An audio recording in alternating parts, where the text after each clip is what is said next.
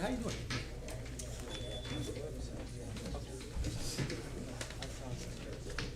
You all right?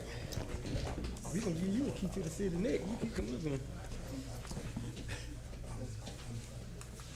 How you doing with Bolden? All right. He's not gonna get in the club then. Yes, scholarship now. Okay, you pull it up now.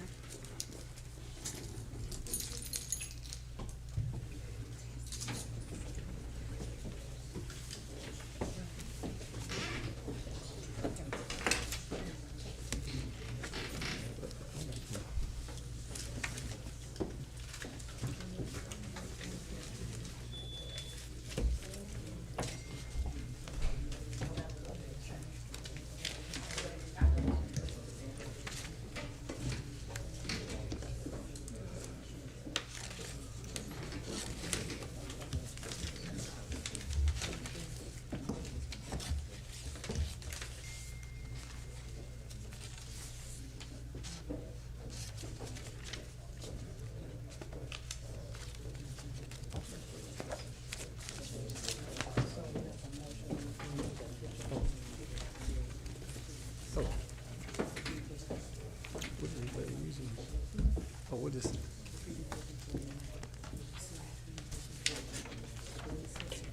Mm-hmm.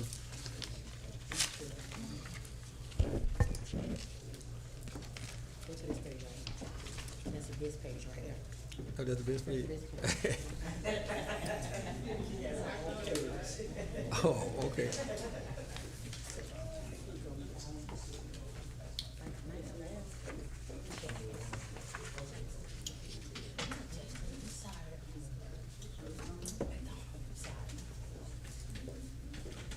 Uncle Charlie? Thank you, ma'am. Hi, I'm down to black. You have one, right? This is the same one here? Yes. Yes. You have this?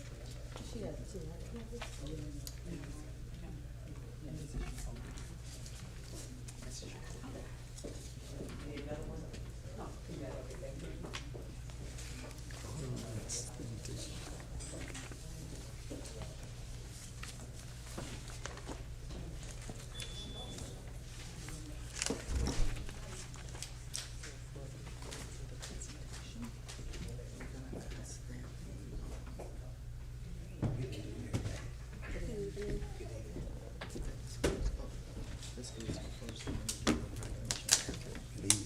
So you need to change the order of business.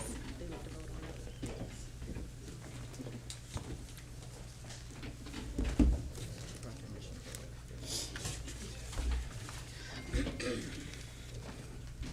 Okay.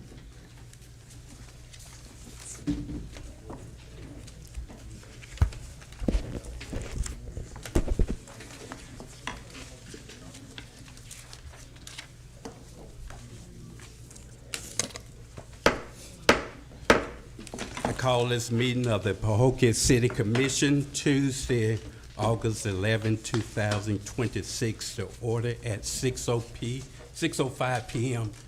May we please stand for the invocation provided by Commissioner Kyle Williams, followed by the Pledge of Allegiance.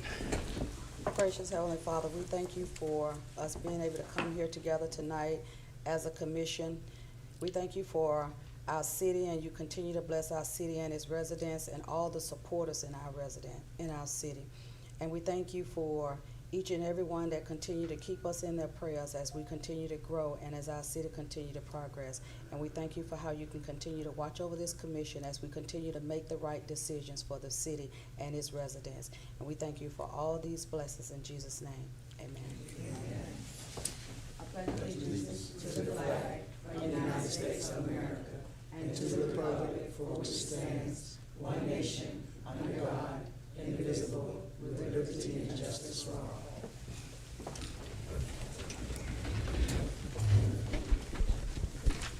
Roll call, Madam Clerk.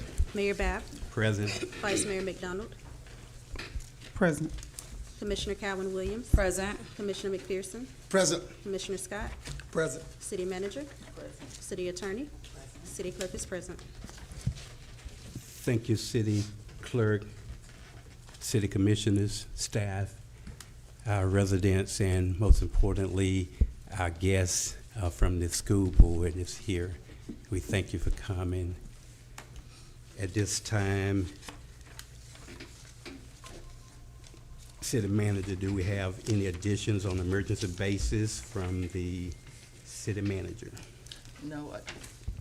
No additions, Mayor, but we would like to move item 4 under presentation, place under item number 1.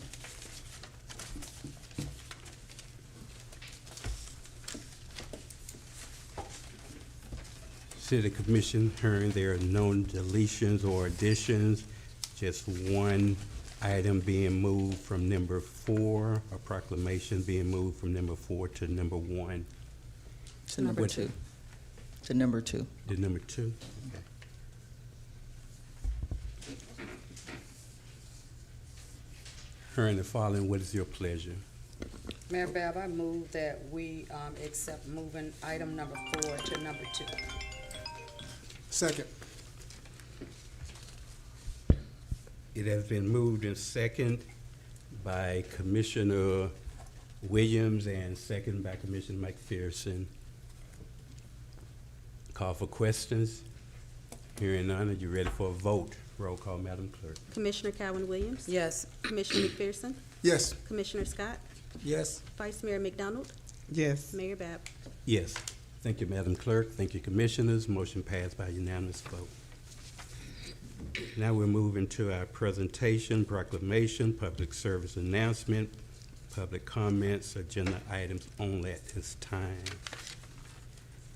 City Clerk, are there any public service comments card completed at this time? Yes, sir. We only have one, and it's a PSA from Ms. LaWanda Harper.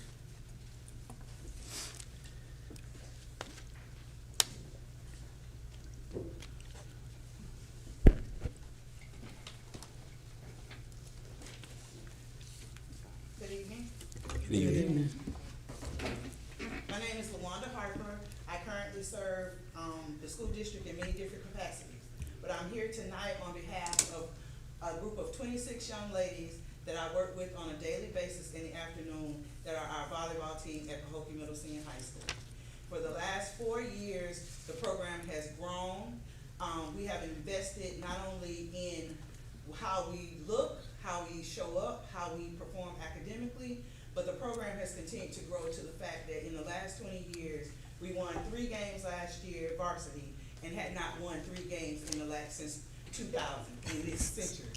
So I come tonight asking your support as a product of this community and as someone who is continuing to still give back. Although I don't reside in the community, I still reside in the community because I continue to work with our kids on a daily basis for my professional job, and then I leave my professional job and go work with our kids after school to show that there is still a commitment to girls sports here in this community.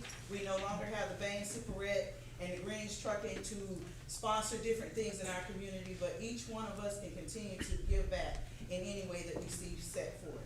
The program is not coming to just ask you for financial support, but we ask you to physically support us by attending our games to show our girls that our community leaders support what we have going on, and they are in support of the progress that we want to make as a city because they are our future. We have done many fundraisers. Those of you who know me personally know that we've sold donuts, we've sold popcorn, and our most successful fundraiser this summer, we raised over $2,500 with the Domino's gift cards. And that came from not only support within this community, but support all across this United States because we had to reach our social platform. Where our program is right now, as we grow, because I want you to think about those discretionary funds for volleyball, and we may be back to support girls sports. We know that money has been cut all across this nation throughout anything, but every little bit counts, whether it be $20, $200, $2,000. We are in need of some additional equipment to see our girls' performance grow. We have invested in them with camps, clinics, you name it. Personally, I've invested in them to ensure that they get what they need, and the school is giving everything that they can to ensure that we meet the needs of our kids. So I come tonight, I'm gonna leave this letter with you We have already opened our donation fundraiser, so that if you want to give a donation, you may stop by the school anytime between 7:30 and 3 o'clock. Ms. Anna will happily receive your money, someone in the front office, or if you'd like for me to email you the link to School Cash Online, you may do so that way. Thank you so much. Thank you.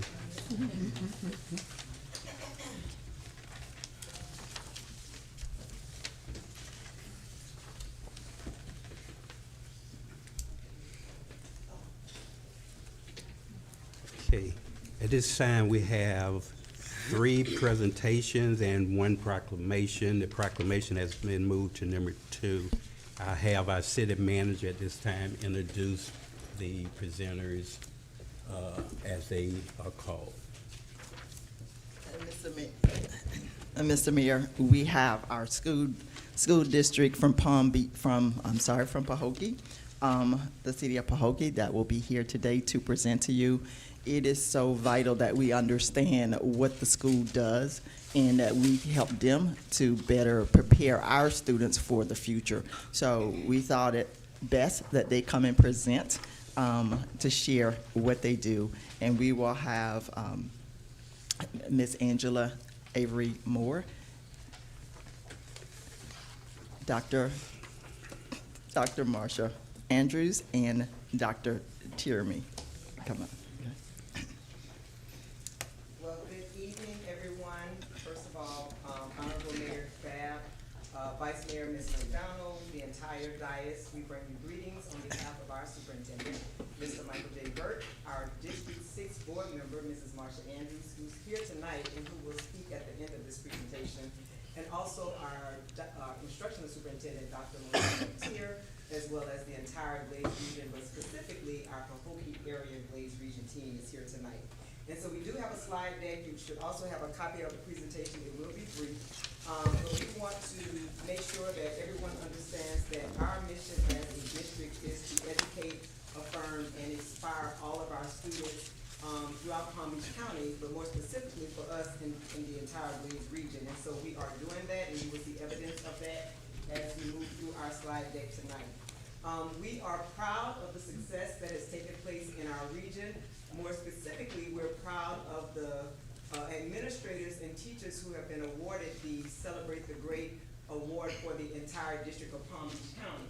And so we have, over the last 5 years, and we're proud to say that for 5 years, we've had someone represent our district, our region, as either the Principal of the Year or Teacher of the Year. So in 2022, Ms. Revere Walker, who was the principal of Belglade Elementary, was the Principal of the Year. And this is a huge deal because this is not just for principals in the Glades region. This is for all of the principals in the entire school district of Palm Beach County. Also in 2023, our very own Mr. Dwayne Bernard, who is the principal of Pahokee Middle Senior High School, was the Principal of the Year. And Ms. Jocelyn Leon, who was a teacher at Belglade Elementary School, was the Teacher of the Year. Then we followed that up in 2024 with Ms. Jamie Evans, who's now the principal at Belglade Elementary. She was the Assistant Principal of the Year for Gladeview Elementary that year. And then in 2025, which was another back-to-back, we had Mr. Tabito, who is the Assistant Principal at Pahokee Middle Senior High School, who was the Assistant Principal of the Year. And then our very own Ms. Cynthia Bowden,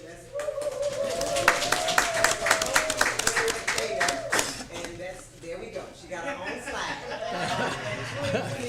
So we had back-to-back Assistant Principals of the Year for the school district of Palm Beach County, and that was our very own Ms.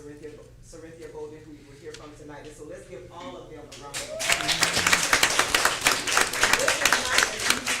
We don't make that decision. This is a committee that votes on this, and they see the work that we're doing in the Glades region, and this is how these individuals were named the principals, assistant principals, and teachers of the year. So again, let's give them a round of applause. And so as a school district, we have maintained our A rating, and so I do want to say that as a Glades region, we believe that we are adding to that. And so the next slide will show you that we've had several schools to earn A's and B's, and so Gladeview, which is a part of the Glades region, moved their school grade from a C to an A. And then the schools that are listed on the right maintain their B or A status. And so this, again, is not something that's easy to do. And so we have Glade Central, Lake Shore, Pahokee Middle Senior High School, Pioneer Park, and Rosenwald. We do want to also acknowledge the work that Pahokee Elementary School is doing. They were just a few points away of earning their AA status. They dropped to a B, but again, to earn an A or a B in the state of Florida is a huge task, and we just commend all of the schools that are listed on here, so let's give them a round of applause. And so what we want you to know is that that task is getting a little bit harder. And so there is an escalator clause that says when you have 75% of your schools that earn a school grade of an A or B, then the threshold for the school grade changes. And so as you see this, for next year, so in FY26, in order for schools to earn a school grade of an A, they needed 62%. Middle schools needed 64%, and high schools needed 65%. And as you can see, that number has increased by 3 points for elementary schools for this year, 1 point for middle schools, and then 5 points for high schools or combo schools, which includes Pahokee Middle Senior High School. And so we know that the task is greater, but we are also determined and committed to do the work that's necessary to ensure that we have continued success in the Glades region. And so we are shooting for A's for all of our schools for this year as well. We also want to provide an update on our strategic plan. And so 10 of the 14 initiatives that were started, I think 5 years ago, are now part of our operational norms, but we're continuing to work on our pre-K through K literacy, as well as the pathways to possibilities. And so we do have Mr. Dowdell, who is the new principal of West Tech. He's going to be talking about the career dual enrollment programs that are offered at West Tech, as well as the other programs that they're currently offering. Also, we hear a lot about AI, and so we're definitely focusing on that, and we're using AI to improve teaching, learning, and also efficiency throughout our department in our schools. And then lastly, customer service is very big for us in our district, and so we want everybody to catch the wave, whether it's our front office staff, whether it's our administrators, whether it's our teachers. We want to make sure that we have welcoming environments for our parents and our community when they come into our schools, and if that's not the case, please reach out to our office, myself, Dr. Natier, so that we can work with our schools to make sure that we're providing the best customer service. Lastly, I think this is my last slide. Student IDs, maybe there's one more, but the student IDs, and so you may have seen something posted on our social media pages, and it was also tagged on all of our school pages regarding our student IDs. And so one of the reasons why this is important that students have their IDs, they're wearing their IDs, not having them in their book bags, it is an added safety measure for all of our schools. In addition to that, students can use or must use their IDs to ride the buses, as well as when they're receiving their school meals. In addition to that, I know we don't have many students riding or using transportation in the Pahokee area, but it is a way of them identifying and keeping an accurate account of where the students are, and so parents are able to use the portal to see where the students are, where that bus is, and when that bus is scheduled to drop students off. And so if we can get your assistance in helping us ensure that students are going to school with their IDs, we would really appreciate that, and wearing the IDs, not just having them on their person. They need to actually wear the IDs. And the last slide that I have is we want to thank the citizens of Pahokee and the surrounding areas for their support of this referendum. This is a continuation of that from 2019, and what that does is it supports our teachers with an increase in pay. We also have 25% of that going to our choice and our career programs, as well as supporting our students with mental health and also safety initiatives. And so this is how it will look on the ballot for the November 3rd election. And so we wanted to make sure that we're sharing that information with you, and to also say once again, thank you for the support that you've provided to all of our schools. And with that, I'm going to have Mr. Dowdell, who is the new principal of West Tech, to come up and give you a quick update on West Tech, followed by Mr. Denard, principal of Pahokee Middle Senior High School, who's going to provide an update on the programs that they have there. Followed by Mr. Denard, you will have Dr. Natier, who's going to come up and introduce the elementary schools, and they're going to share their updates. And then lastly, she's going to close us out, Mrs. Andrews, our District 6 board member. This is her last year serving for us in this capacity, but we know that she's going to continue to be around supporting all of us in all of our schools as she goes into retirement. And we're going to hold her to that. I know her husband is here in the back. He's listening. So with that, I'm going to turn it over to Mr. Dowdell. Thank you. Good evening. Good evening. And thank you for having me out tonight. I look forward to working both with the city and with my fellow principals and with the parents and the community. At West Tech, we like to say that we teach students, we're the place where students come to learn to earn. I've already started working with Ms. Bryant to kind of get some programs online for, not just for our students, but for our adults and for the city administration also. At West Tech, we have had a bustling couple of days. We're nearly bursting at the seams with the number of students, and we're getting so many more requests for students who want to take programs at West Tech. Ms. Moore alluded to our career dual enrollment programs. For career dual enrollment, we're offering phlebotomy, welding, and electronic systems technicians. And our students are really getting the opportunity with that, because once they've done with those programs, they're ready to move right over into college and or into their careers. Along with the other programs, our newest program this year is the culinary artistry program, where we're teaching students to not only work in the kitchens, but to run restaurants also. So that program is brand new this year. We're working very hard to get that program fully staffed, fully populated with students. Like I said, I've been working with the manager in order to get some training programs for some of the staff at the city and definitely for some of the citizens also. So I've been in conversations with both the city of Belgrade and the city of Pahokee, the city of South Bay also, to hear what it is that the city needs. And we're trying to be very reactive to the needs of the citizens of the city. So we're trying to put forth programs that reach the citizens where the need is. So as soon as I hear about what the need is and where that is, that's when we start moving to meet those needs. And again, I'm very thankful for this post, and I look forward to continuing to bring great things to the Glades region. Thank you.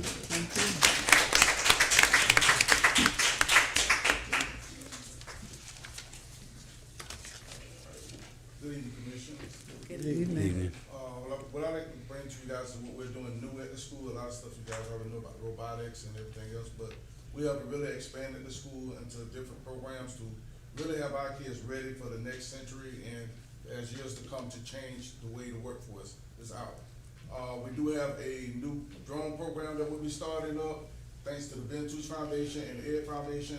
They're giving us almost 200 drones so our kids can learn how to fly the drones, because it's a big thing now going toward their generation. We also have, when we first started out, about a couple of years ago, we had a guy named Matthew Thompson that graduated and had a pilot's license when he graduated. Matthew sent me an email about a couple of weeks ago. Matthew, at the age of 22, is now a pilot for Delta. So he was the beginning, and now, as Mr. Andrews can tell you, if you ever get a chance, come by the school, you can learn how to fly and land a plane through our simulator. So we have built simulators for our kids. We also have a mock cockpit so they can learn that, but we are going to push more toward air traffic controllers, since there's a shortage in our country for that. So we're pushing our kids toward that. We also got an EA Sports. I know sometimes you take your kids, you get tired of them being on that video game all day. But if you don't know now, they have become a multi-million-dollar business. Kids can compete and make their money now. They got teams and everything else. So we're starting our EA Sports program this year. So we'll have kids to learn how to do that. They will also go off and do competition against other schools. And then if they want to make a career out of it, they can, because there's a lot of money into that. So that's what we're doing today. And we also revamped with the work of Ms. Moore, that we're trying to make sure we get that 70%. They say it's trying to make it difficult, but we know we can get it, because our kids are very, very focused. And in November and December, every kid that made a level 4 or level 5, anywhere on their test, is going to Busch Garden. So we already got the money for that, and we're gonna make sure that they go.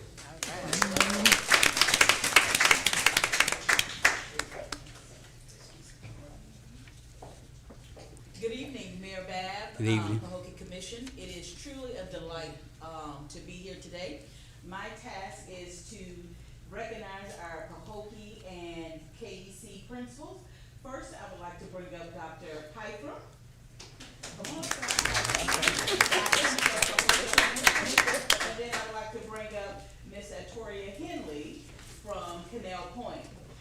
before I release it to them, I want to say, you know, you hear about school grades, you hear about those things all the time, but it is extremely difficult to make all those pieces add up. To give you a short synopsis, I think it's important to know that there are 8 sales that you must compete in to get your school grade. And I want you to know that even though Pahokee missed their aid by 3%, they led the way in 4 sales in all of the region schools and in a lot of the coast schools. And so I think it really taught us an opportunity how we need to monitor, keep our eyes on all children. And she'll tell you a little bit more about the sale that we decreased in a little bit, but it's important to monitor everyone's children. And she'll give you an update about the things that they're going to do for next school year to improve. I would also like to talk about Canal Point. Last year was Miss Henley's first year. She was excited. She had to come in and kind of build a new team. Some teachers, before she got the job, some teachers had made the opportunity to go other places, so she was building a whole new school. But the unique thing is that the region team has committed to spend their full days, 4 days a week, at KEC to ensure, because really, it's not about her being a new principal, it's about the teacher capacity. Our students in the Glades region can do anything you require of them. But we have to support the teachers and build in their capacity to give it to them. So because she has a lot of new teachers, we're going to be there at her school 4 days a week, and we're gonna be at Belglade Elementary 4 days a week, just helping to build that capacity. And so without further ado, I would like to turn it over to Mrs. Piper. Thank you.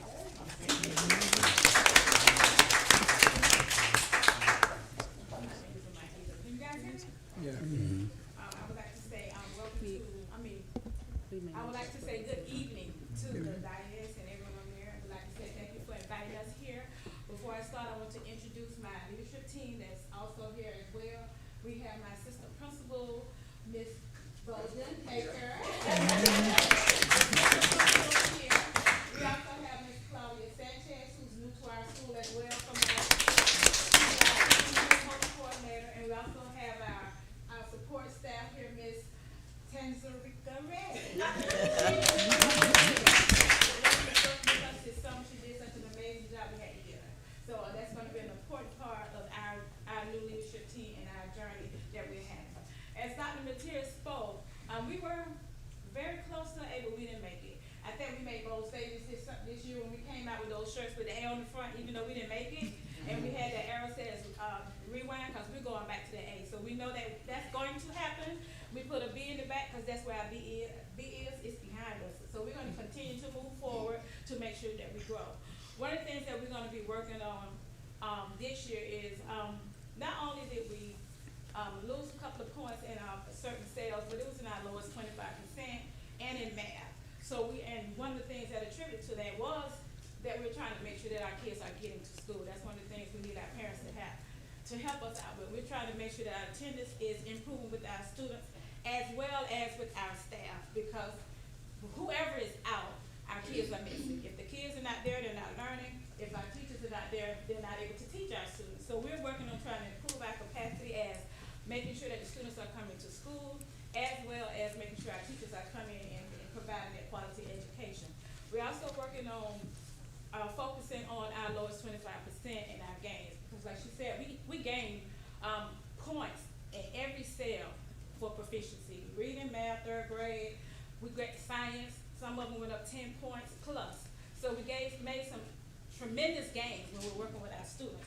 However, we did fall short a little when we would start working with our lowest 25%. So we're gonna balance it out where we're working with our high achievers and our struggling readers and math as well. One of the things that we are very proud of is that we are now moving in a direction where most of our kids are proficient. We have our GMAT. Yeah. When we first got there, we were kind of bleeding. We had a lot of red. Everything was in the low level ones. Now we have level 3s in math. They're in our lowest 25%. 25%, and that's a major accomplishment. We didn't think that would happen, but it did happen. So we're very proud, very, very proud of the work that we're doing with our students as well as our teachers. You know, we're working, we're growing, we're gonna continue to work in that way, and we're gonna continue to focus on making sure we provide value to every student at that school. And if we can do that, when y'all see us next year, we'll be right back at that 8.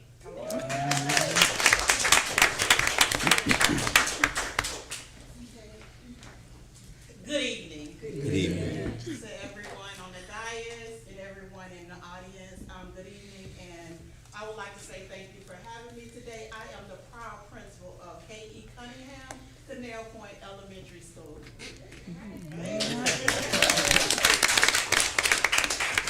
As far as where we are, we're sitting at a seat to have both a new principal, assistant principal, and a massive new teachers.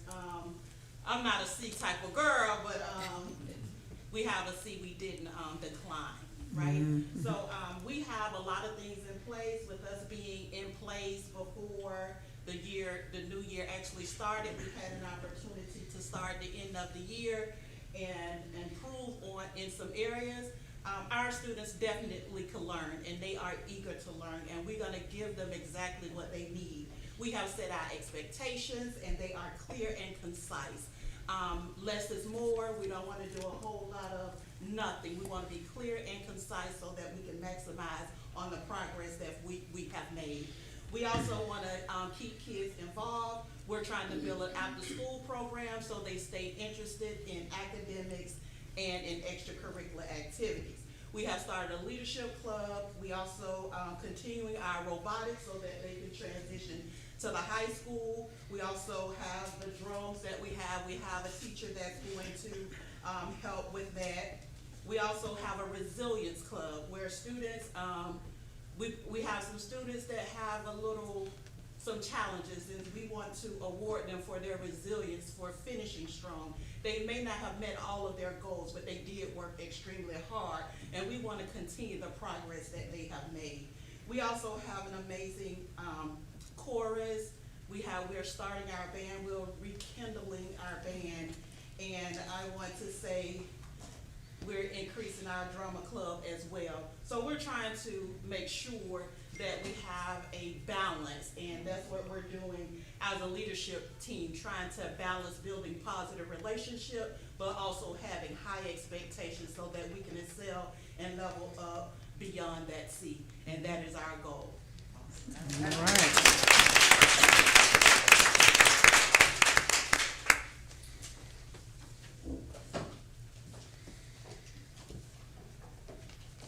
And to Mayor Babb, Vice Mayor McDonald, all of the commissioners and staff.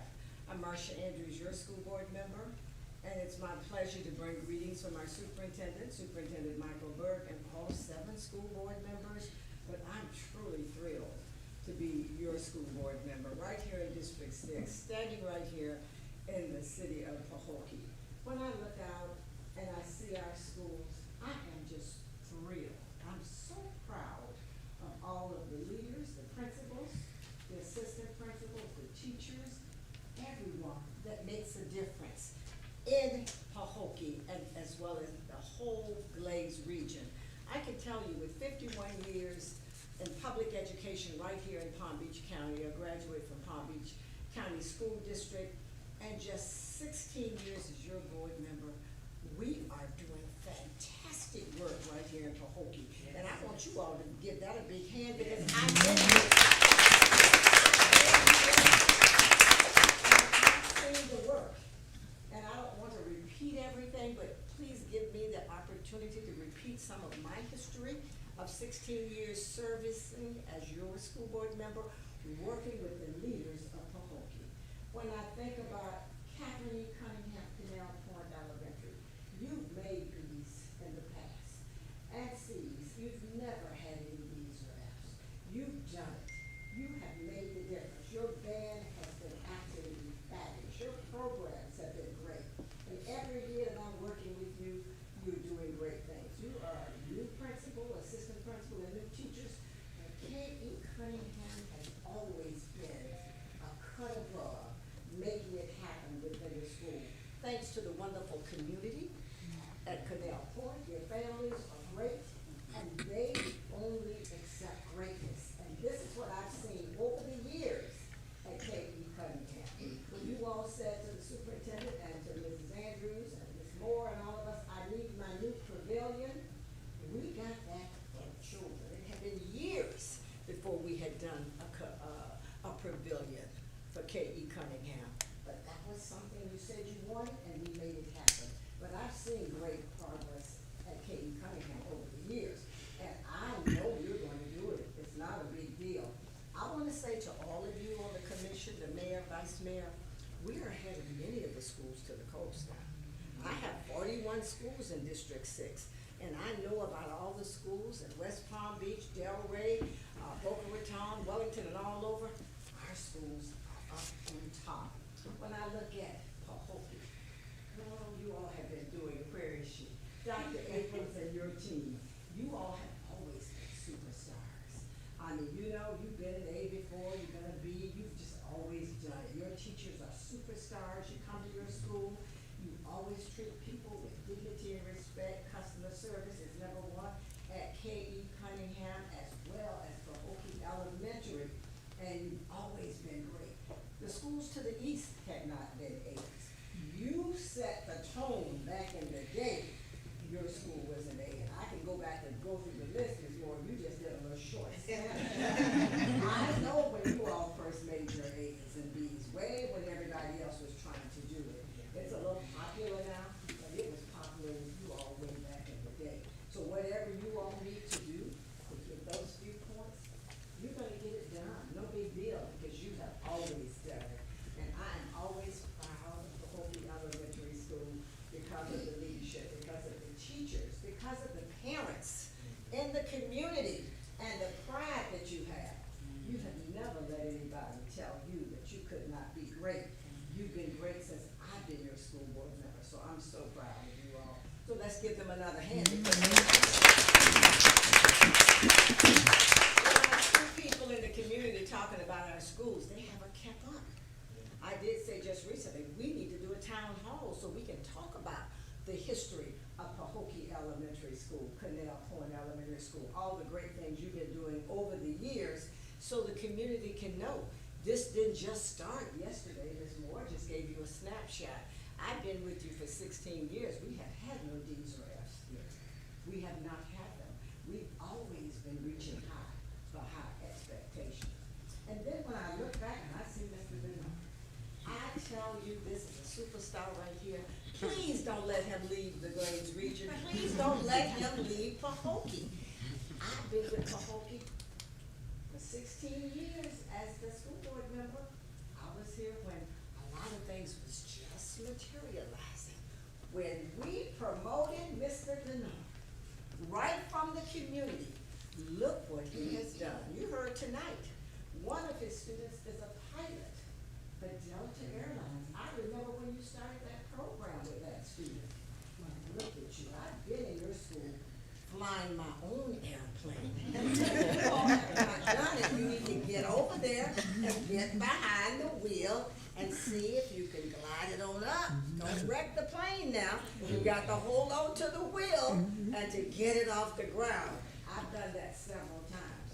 But when I think about the robotics over there, the superintendent was so amazed every time he comes, and the students can show him new things that he has never seen before. When I'm there looking at all the students at Pahokee Middle Senior High School and the robotics program, it's the next step up.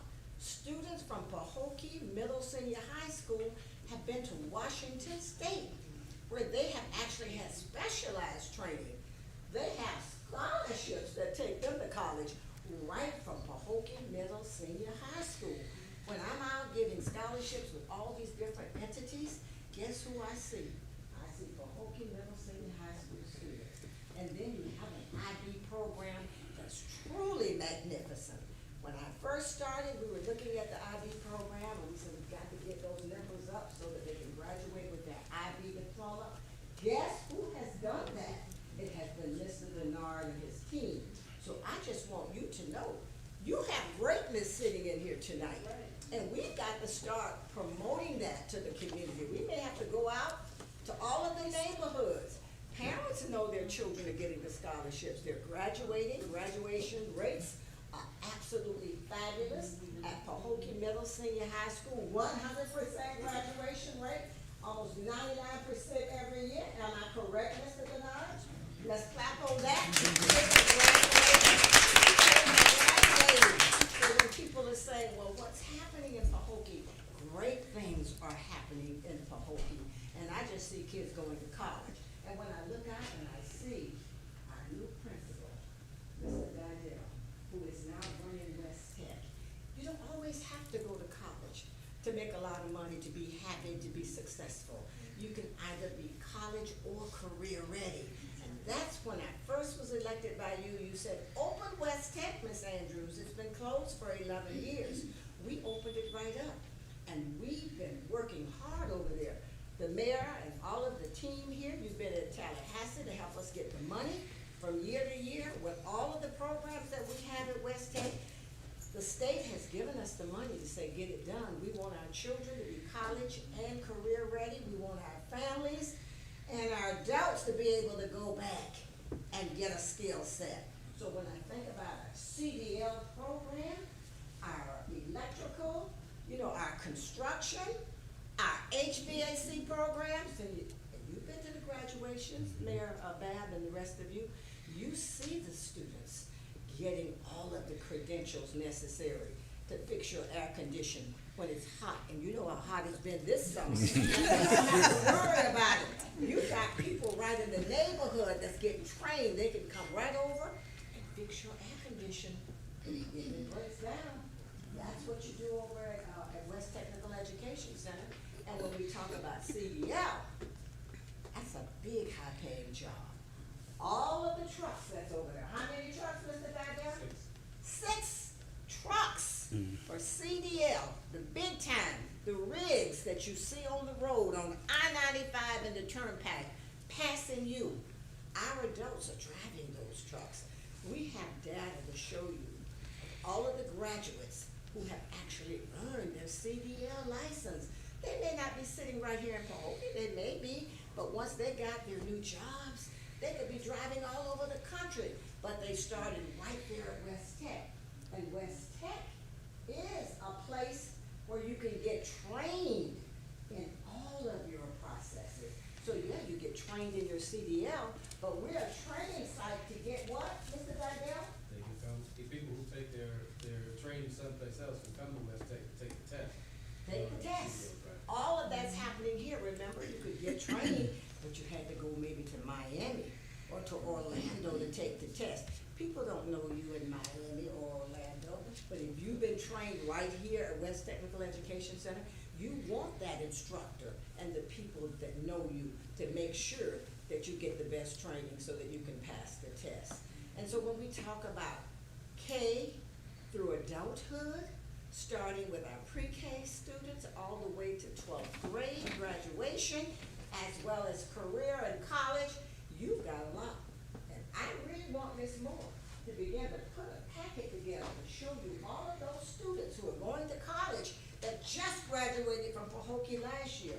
I'm over all of Palm Beach County giving out those scholarships, and I send the pictures. I know the mayor gets sick of me sending pictures.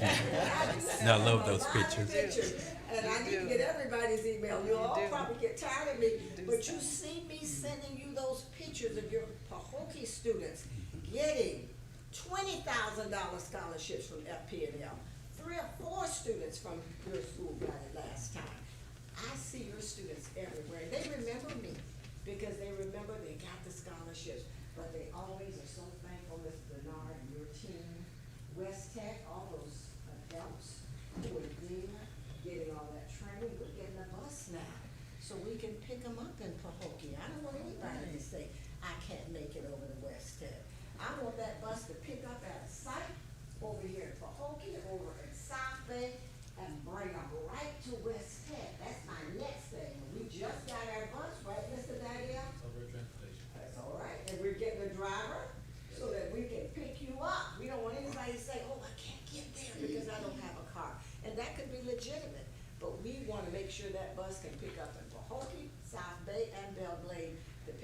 adults to get them there, because we need to make sure that there's no barriers for anyone in being successful. And sometimes, you know, people go to Palm Beach County School District or they have a bad time.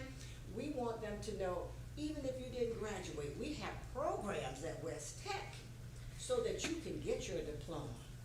The adult ed program is there so you can get your diploma. Ms. Moore can tell you that if you need to get your ESOL certification so that you can be ready to take the next level. All of that's happening at West Tech. So when people say, well, what's going on in Pahokee, we need to let them know it all happens in your great schools. No D or F schools. A's, B's, C's, very few C's, a few C's, but guess what? They don't last long because you move right up. A's and B's for years that I can sit here and say I'm so proud of. And then when we get the Pahokee Middle Senior High School, top graduation rate, all these programs you have, Mr. Denard, please promise me, even though I'm stepping aside, you cannot leave here. People are trying to take Mr. Denard away from you all. You better know that. Get over to his school and just love on him and tell him he can't go anywhere. The programs, his teachers, and everything that's happening there needs to stay there. We don't need to give our talent away to anybody else. Let's keep it at home. And Ms. Moore, you come on up here, and Dr. Batir. It takes leadership, and this is why they can tell you. They know what's happening in all these other schools, and I do too, because I've been with the school district for 51 years, hiring and personnel, your board member for 16. I know what all these schools do. I'm just thrilled to tell you, Pahokee, you're on the move, you're on the money, and you have the support team here, right here sitting. But when you walk into your schools, it's there. It's absolutely there.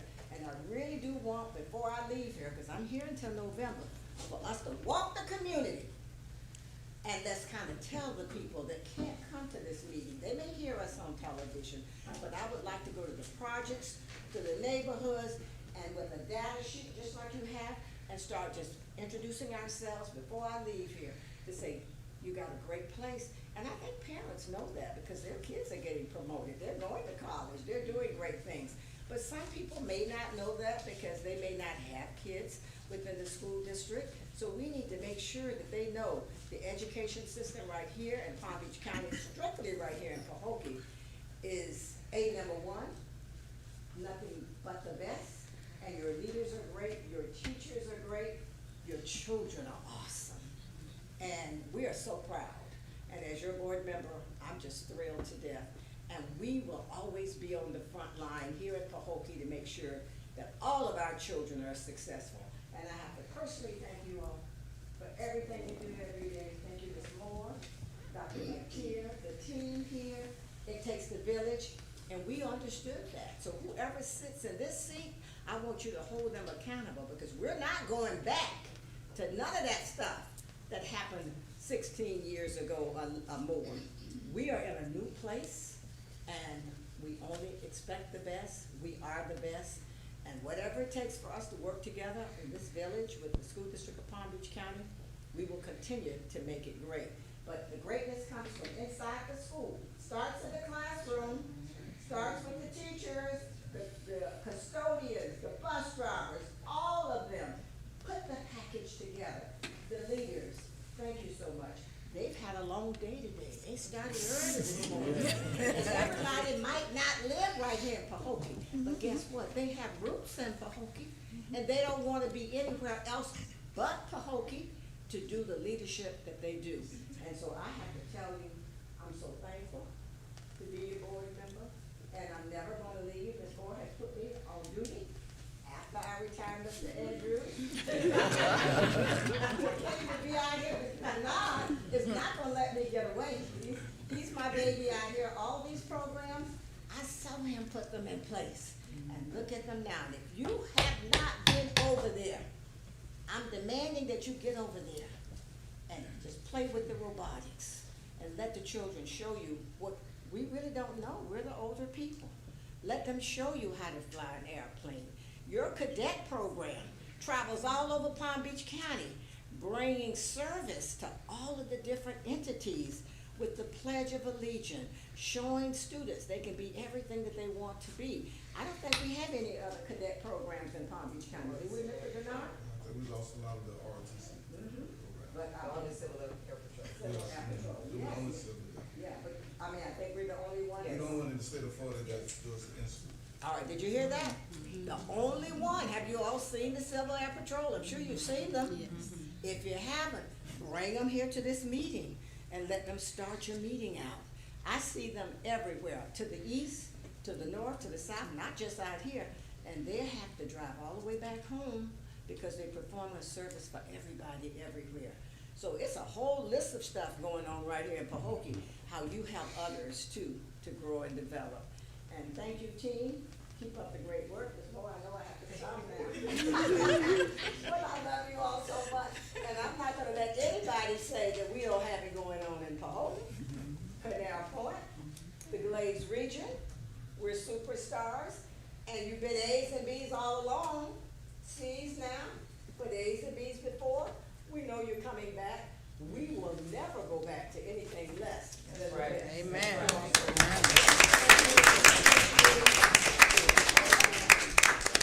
One more thing I would like to add, as a member of Leadership Florida and the chair of Class 10 for Leadership Florida, I was really surprised this summer when at our annual meeting, they said, Monique, we have a surprise for you. You have a surprise for me?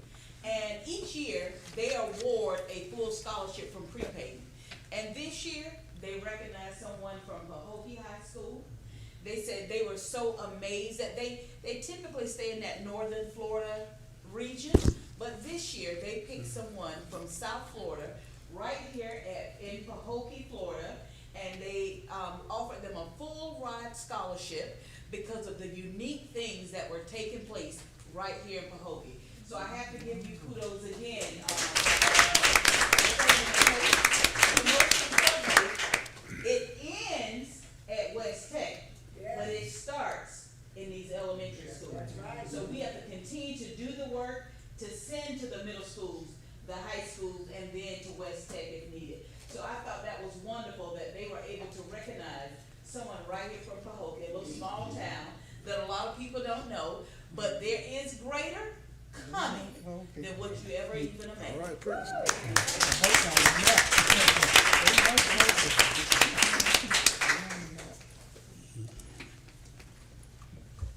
Can I say something?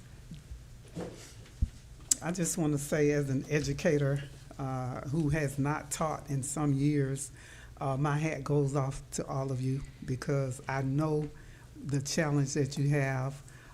Well, let me change that word. I'm going to say the opportunities that you have every day to pour into our children. All of my kids are grown up and finished school now, but I have grandkids that are in school. So thank you all so much. And if I could ever be of assistance to you, please just don't hesitate to call.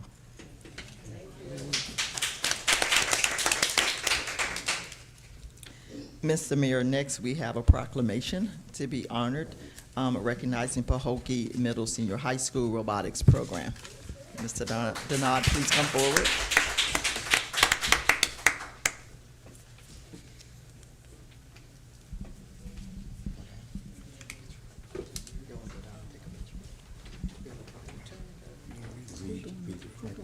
At this time, we'll have the city attorney read the proclamation into records.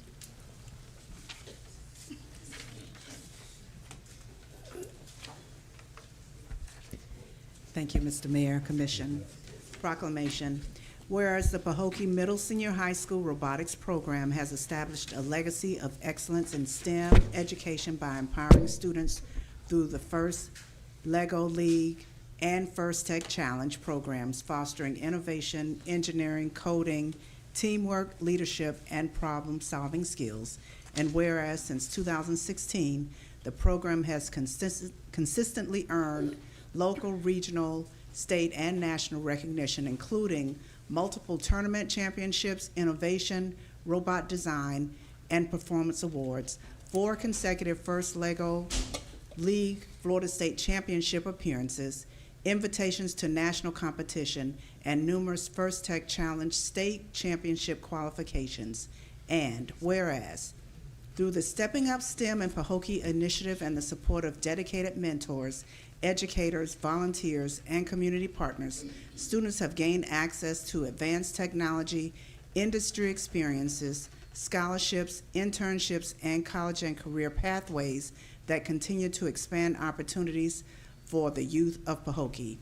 And whereas during the 2025-2026 season, the program continued its tradition of excellence with Team 219-22 Dynamics earning the first Tech Challenge Fun League Inspire Award, third place and a bid to the Florida First Tech Challenge State Championship. Team 16333 Mechatrons qualifying for the state championships as a member of the Fun League Winning Alliance. Team 16724 Bender BOTs or bots receiving the Fun League Think Award. Team 23812 Rising Phoenix earning the Fun League Control Award. Team 31423 Mecha Motion receiving the Fun League Connect Award, second place, and Team 40688 earning the first Lego League Robot Design Award. And whereas the Pahokee Middle Senior High Robotics Program continues to inspire future engineers, innovators, and leaders while serving as a source of pride for the city of Pahokee and demonstrating the extraordinary talent and potential of its students. Now, therefore, I, Keith Babb Jr., Mayor of the City of Pahokee, Florida, on behalf of the City Commission and residents of the City of Pahokee, do hereby recognize and commend the Pahokee Middle Senior High School Robotics Program, its students, coaches, mentors, volunteers, and community partners for their outstanding achievements, unwavering commitment to excellence, and leading contributions to education, innovation, and opportunity within our community. In official recognition whereof, I hereunto set my hand and cause the seal of Pahokee to be affixed this 11th day of August, 2026.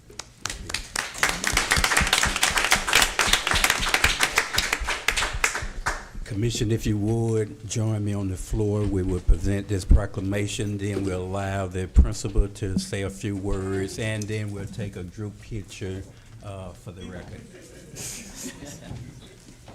So,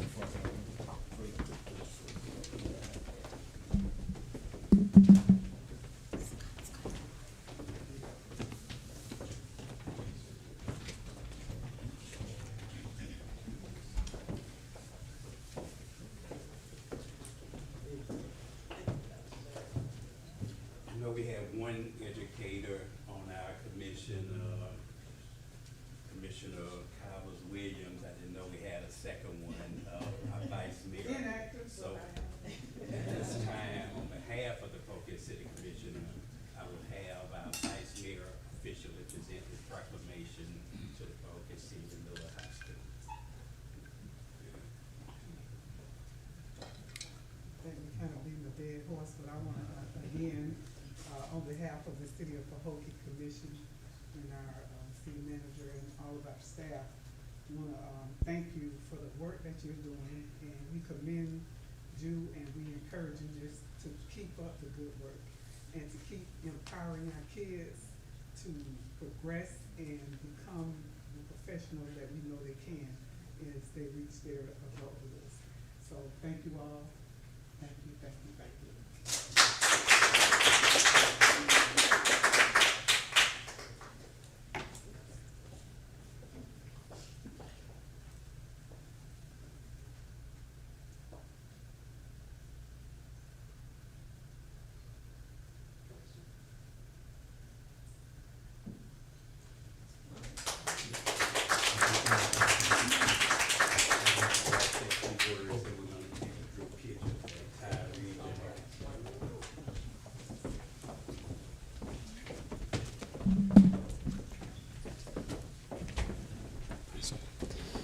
good evening, everyone. Good evening. First and foremost, City of Pahokee, Commissioners, Mayor, Vice Mayor, Ms. Marsha Andrews, and all the team from the Glades region. I am really grateful, right, for the proclamation that you guys have presented us today. And I know that Mr. Denard is very proud of what he brought here to Pahokee High School. And I have served only as a beacon to help propel the teams forward, to help propel the students forward. And I know that I'm very grateful to have the team that I have at the school. We've had the opportunity to get the students to innovate beyond what they had expected previously. And nowadays, they actually look forward to serving the younger students. We have initiatives where we're working with the sheriff's office to go out to the different elementary schools to show them what we're doing. And not only that, but we have students that are at district-wide competitions, Florida state-wide competitions, and they have won awards for technology innovation. We actually had one student, Giovanni Mendez, who won the Olifat Technology Scholarship. And that was a scholarship where he competed against students from Boynton Beach High School, Wellington High School, all the top schools in the district, and we came out on top.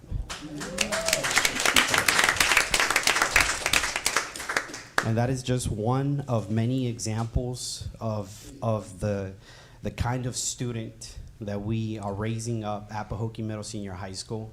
And again, I want to thank the city of Pahokee for all the support. And we actually have a competition on December 5th that will be hosted at Pahokee High School.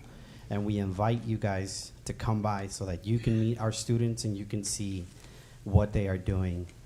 And thank you for everything. Only thing I want to add is that he didn't mention that he also a Pahokee graduate. So, but I thank you guys for all the support, and I thank the parents. But most of all, like I said, for the tree to grow, it started with the seed, and the seed started in our elementary schools. And I really thank you guys for working with us and sending the kids over. They tell them who be the bad ones, who the good ones, and who can grow. So I really thank you guys for that. We're going to continue to do the best we can. And like you said about Giovanni, one thing about Giovanni, he started with just a hand robot, and now he got a full torso that does the movements and everything else. That's the young man that went to Google as a sophomore. He'll be a senior this year. So we have a lot of kids that are doing some great things that you're going to be proud of. As we get older, they can always say back they come from Pahokee. I thank you guys.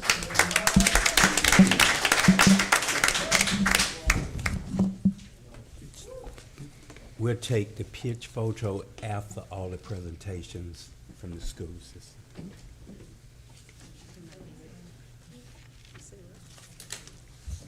So the next presentation that we have is from Affordable Lavish. Ms. Anthony.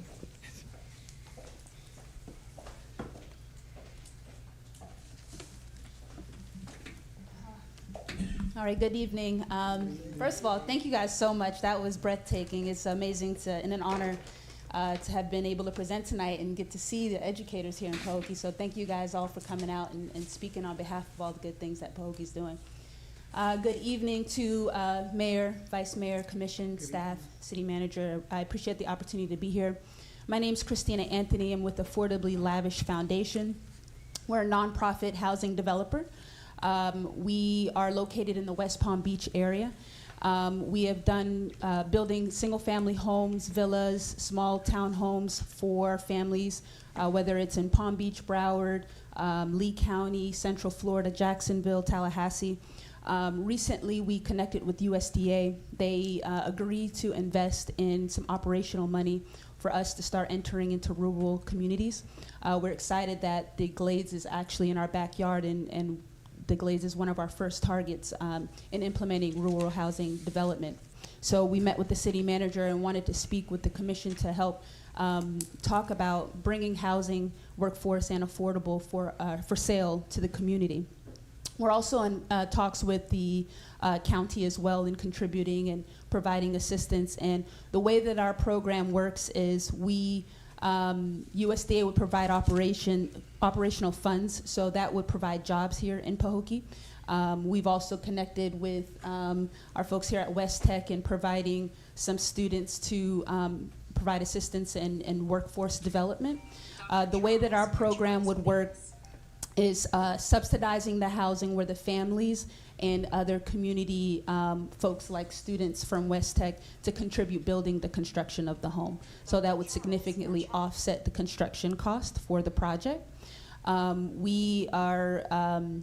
We've successfully done, projects like that with volunteer help in other parts of the state, and so we're really excited to start looking at that with Pahokee. So our ask is to connect with the city of Pahokee, look at potential infill lots that the city has, and look at developing those lots for affordable housing and workforce housing. And then again, adding that workforce development component where not only will the families themselves be learning a new skill in developing construction of their own home, but that we would also provide those opportunities for the students to get that experience, put it on their resume, open up the doors for jobs, et cetera. And it's our commitment to keep, like as mentioned before, keep jobs in here in the city of Pahokee. So we want to make sure that we're hiring within the community. And the last thing I just want to mention is USDA. The way that they play a big part of this is not only investing in operations, but they provide the zero down mortgages at a lower than market interest rate. And so when we looked at the feasibility of renting and the market here in the city of Pahokee, what families are spending on rent, and the analysis of us doing our project where the city would contribute land, the families would contribute a portion of their sweat equity and labor into the projects, and then the rest subsidized with the lower income or subsidized mortgages, I should say. That whole total cost would actually come out at a monthly lower than what they would spend in rental income. And so that's our goal, is to bring home ownership into the community that would provide better economic status here for the community, keep residents here in the city of Pahokee, provide the jobs in the city, and just expand on all the great things that the city's already doing. And so that's what we're here today to explain. Thank you.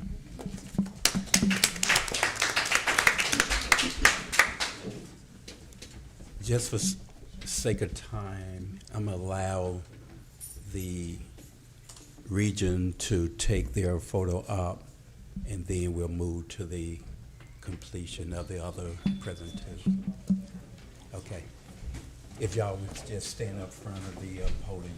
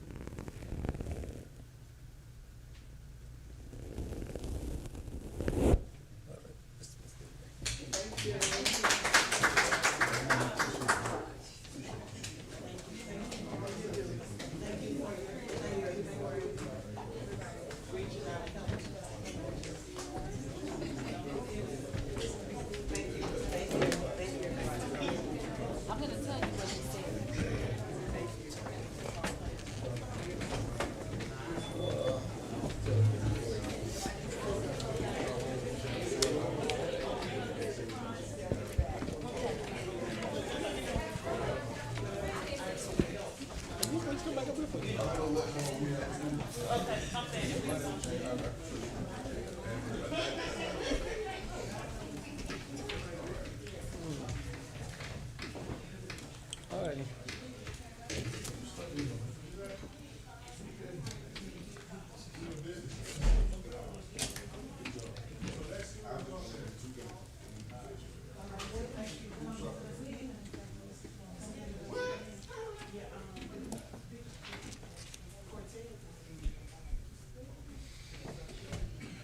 Okay. Just before moving to the last presentation, I wanted to give the presenter an opportunity if the commission had any questions about the affordable housing project, if you wanted to ask. Okay. Any questions from the commission?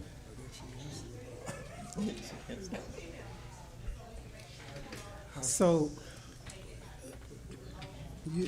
you said that, you are looking for the city to donate, properties for these houses to be constructed on? Yeah, so we're looking for the city to contribute the land towards the affordability of the project. That has been a successful partnership that's worked with us partnering with other municipalities. And we know with the city and specifically land development cost being a concern, that would significantly help. Is this like HUD type thing? Same, different houses or what? I'm sorry? The houses, the HUD. Is it something like HUD? Well, USDA is also federally backed, and HUD kind of still oversees a lot of the parameters.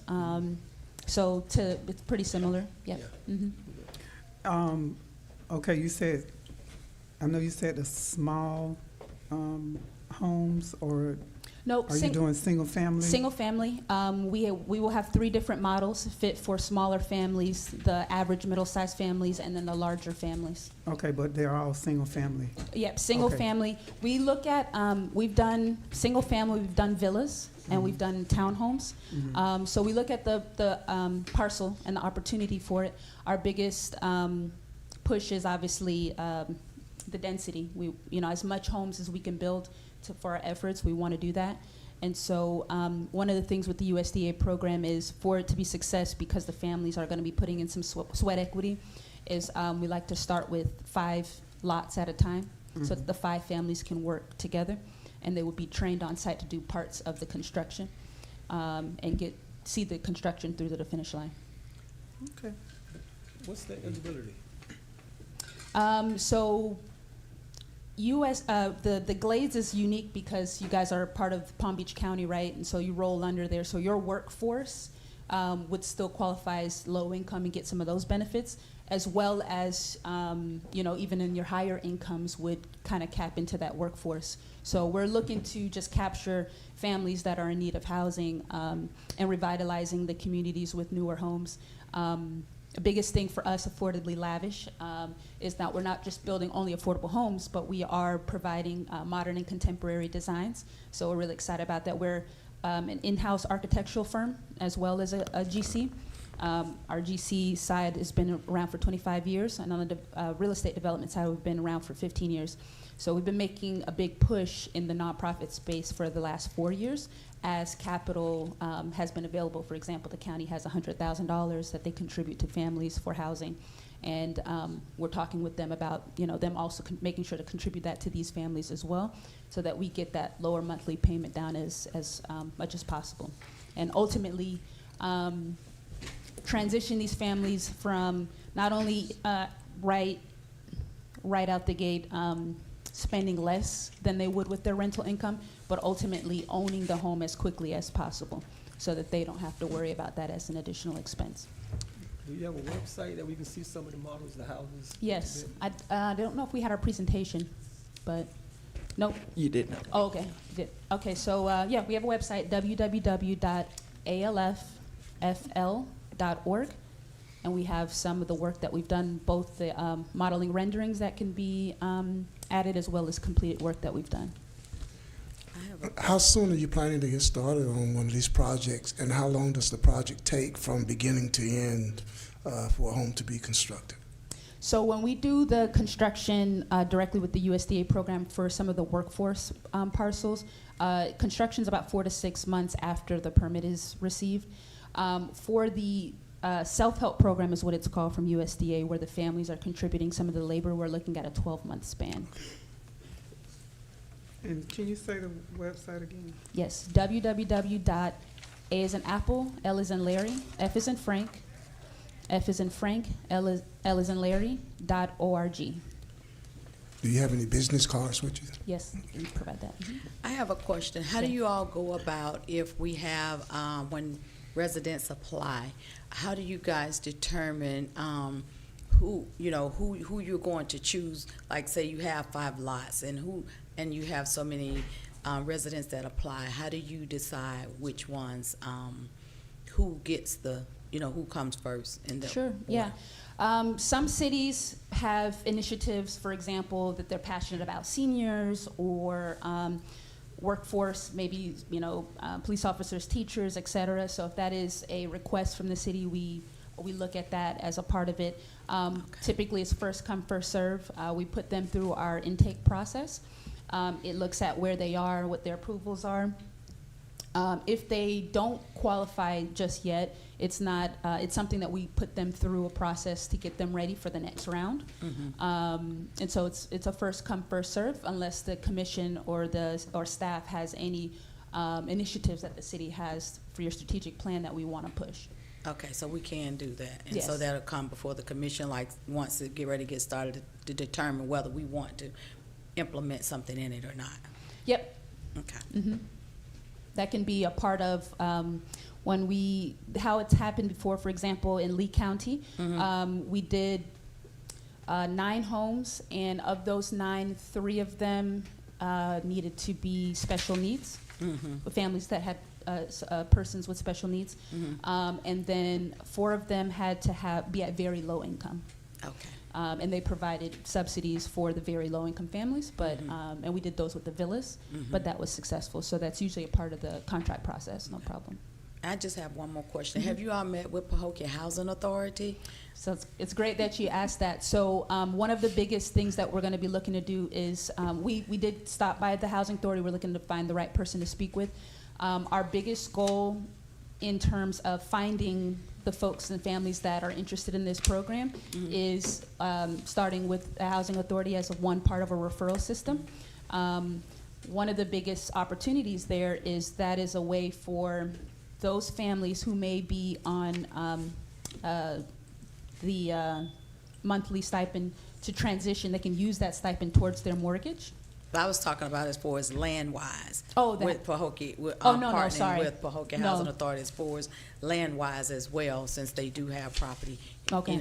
as well. So I was just wondering if you Okay. Sorry about thinking that. about partnering with them Okay. towards that. That's what I was meaning. Yeah, no worries. Okay. No, we haven't spoke with them about the land particularly, but our goal is to speak with them about transitioning some of their residents into home ownership, where they can transition completely off of that assistance over time and free up that opportunity for other folks that need that assistance. Okay, thank you.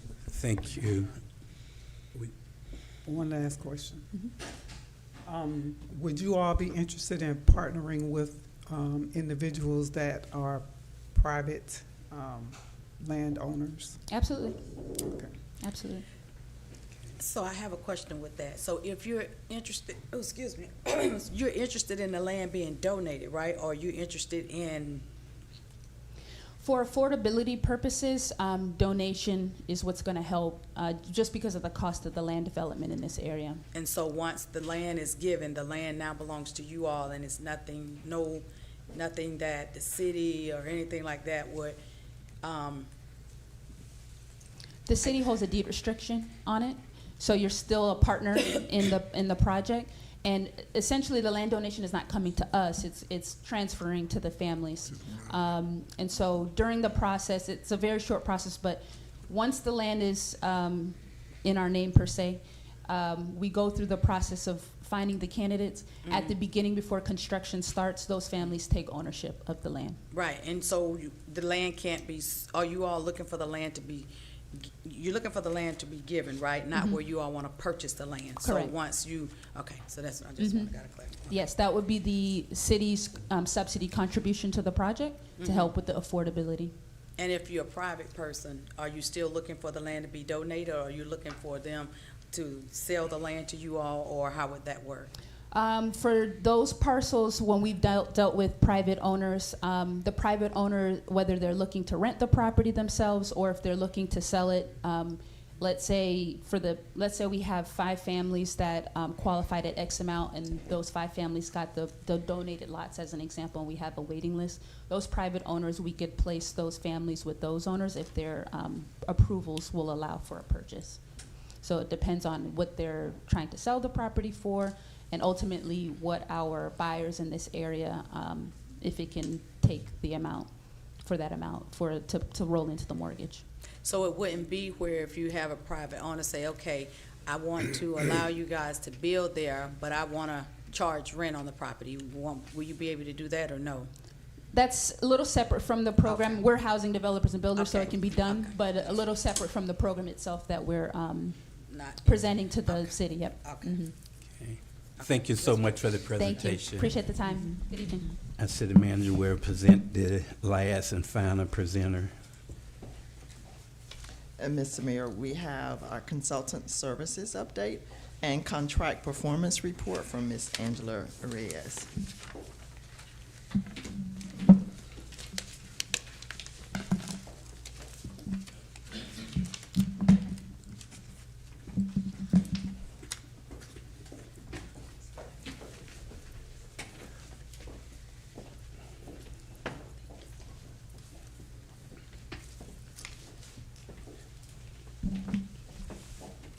Good evening, Mayor and Pahokee Commission.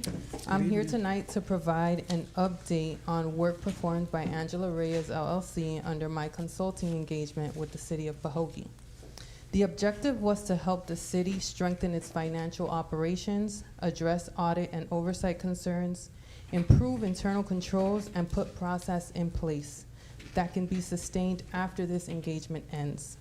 Tonight, I want to walk you through what has been accomplished, what is currently underway, and what remains to bring this work to completion. Next slide.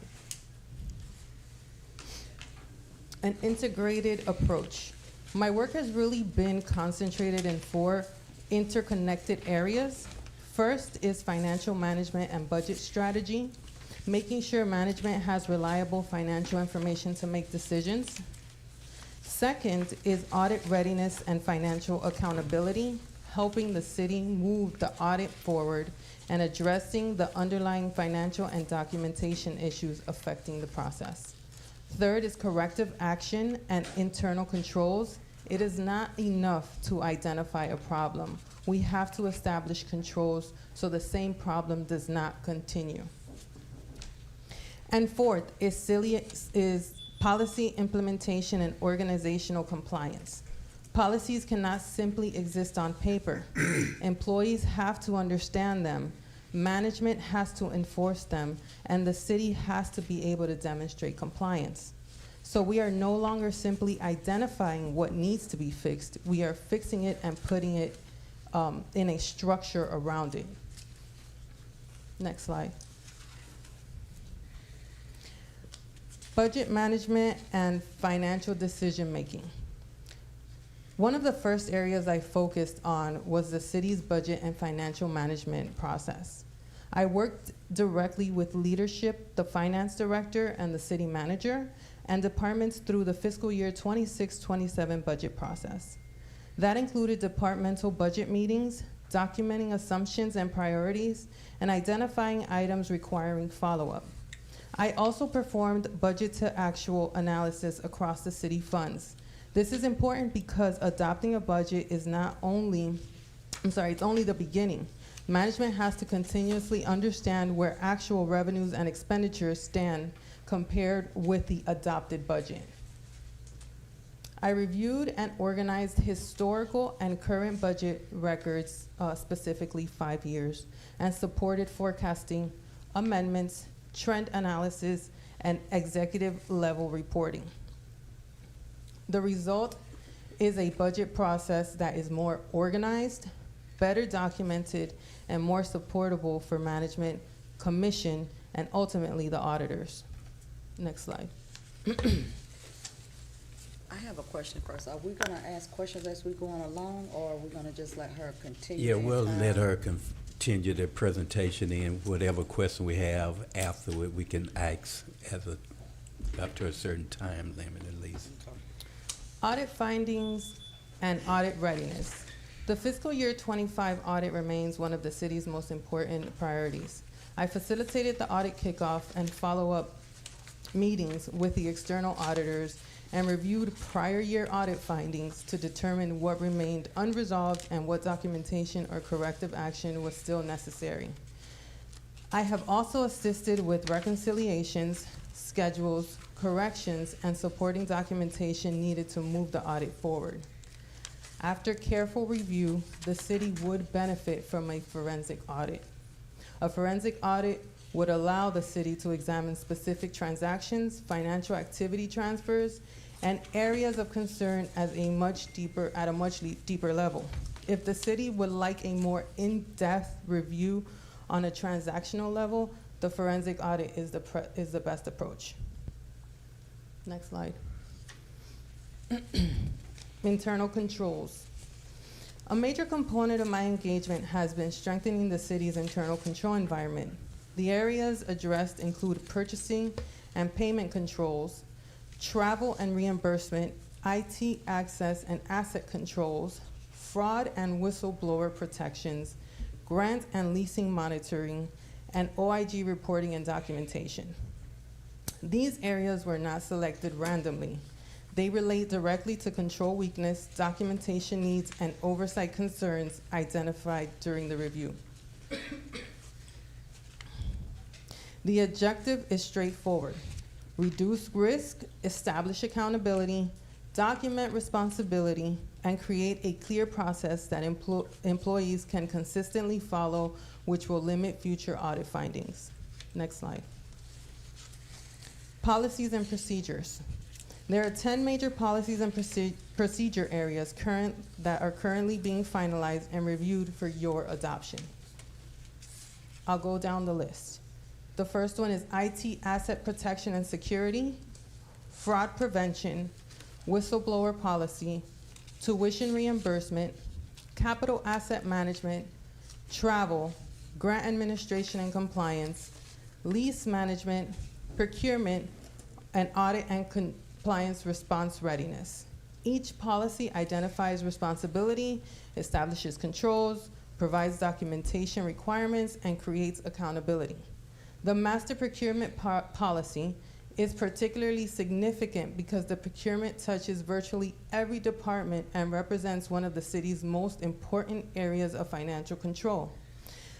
When this work is complete, the city will have a much stronger documented framework governing how these activities are to occur.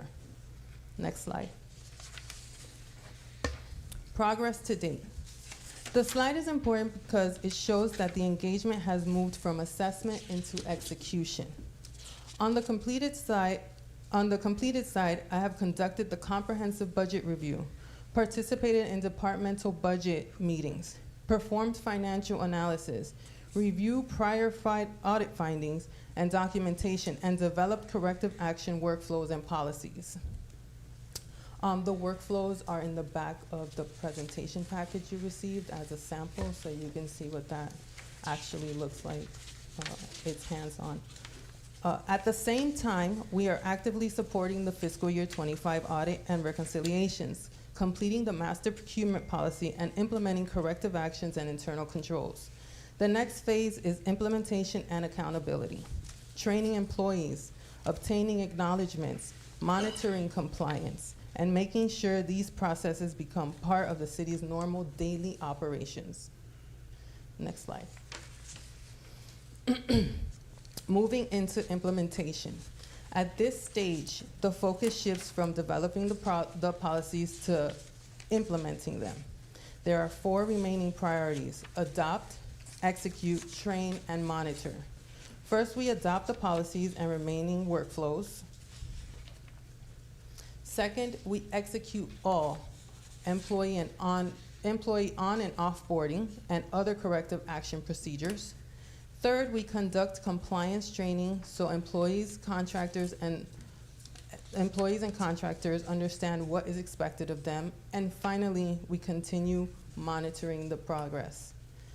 The last piece is critical. A policy without enforcement and continual monitoring is simply a document. The city needs acknowledgements, implementation tracking, compliance reporting, and follow-up to demonstrate that the controls are actually operating and working. Next slide.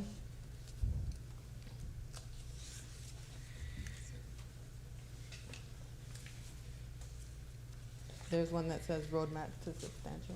Go back to the last one. Maybe that one was it. Yeah. Roadmap to substantial completion.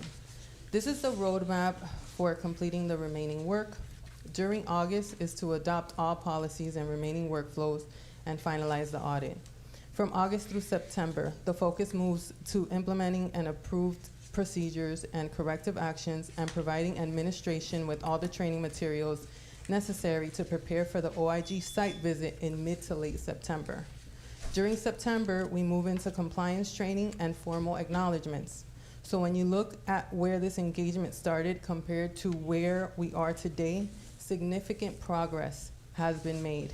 We have moved from identifying weaknesses to developing solutions, documenting controls, supporting the audit, strengthening the budget process, and establishing an accountability framework. Mayor and Commission, my goal through this engagement has been to leave the city in a stronger financial and operational position than when the engagement began. Significant work has been completed, but there is still important work ahead, particularly the completion of the fiscal year 25 audit, adopting and implementation of the policies and internal controls, compliance training, and continuing monitoring.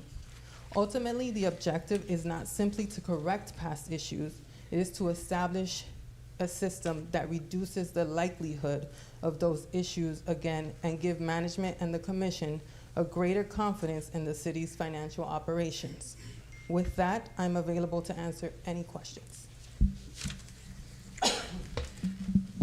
Commissioner Skyler. I do have a question, and thank you for the presentation.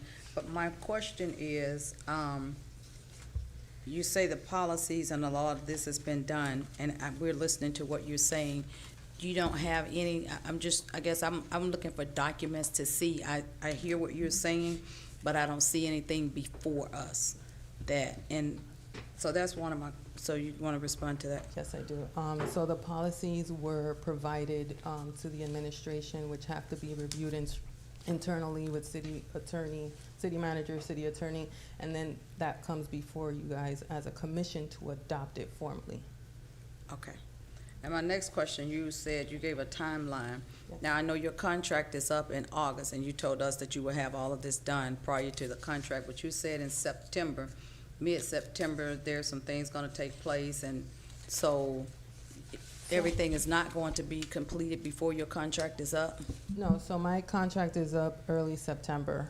When I look back at the document and from when I came to council, from when the contract was executed, technically it's up September 2nd, but the full execution happens September 12th or March 2nd, which brings me back to either September 2nd or September 12th. With that being said, I am committed to seeing this through, and this is my work. So if the OIG comes in mid-September and my contract ended September 12th, I can make myself available to come on site with no charge additional to the city to see this project through and to make sure that all of the policies that were provided comply with what the OIG was looking for. If they need a revision, I will also do that. Again, no extra charge to the city, just to ensure that this engagement did what it was supposed to do. Okay, that's my question. Yeah, I'm glad you clarified that, because that was my question as well. Would there be an additional cost to the city as a result of things not being completed? But thank you for clarifying that.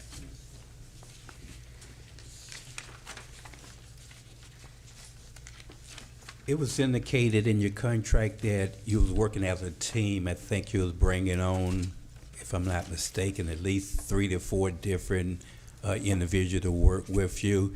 Could you name some of the things that that team worked on besides you? I know you had to oversee everything, but just give us some type of perspective of the different. Sure.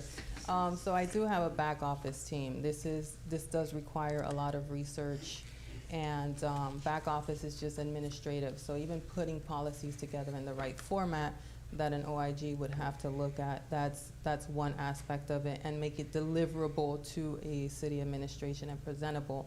That's one part.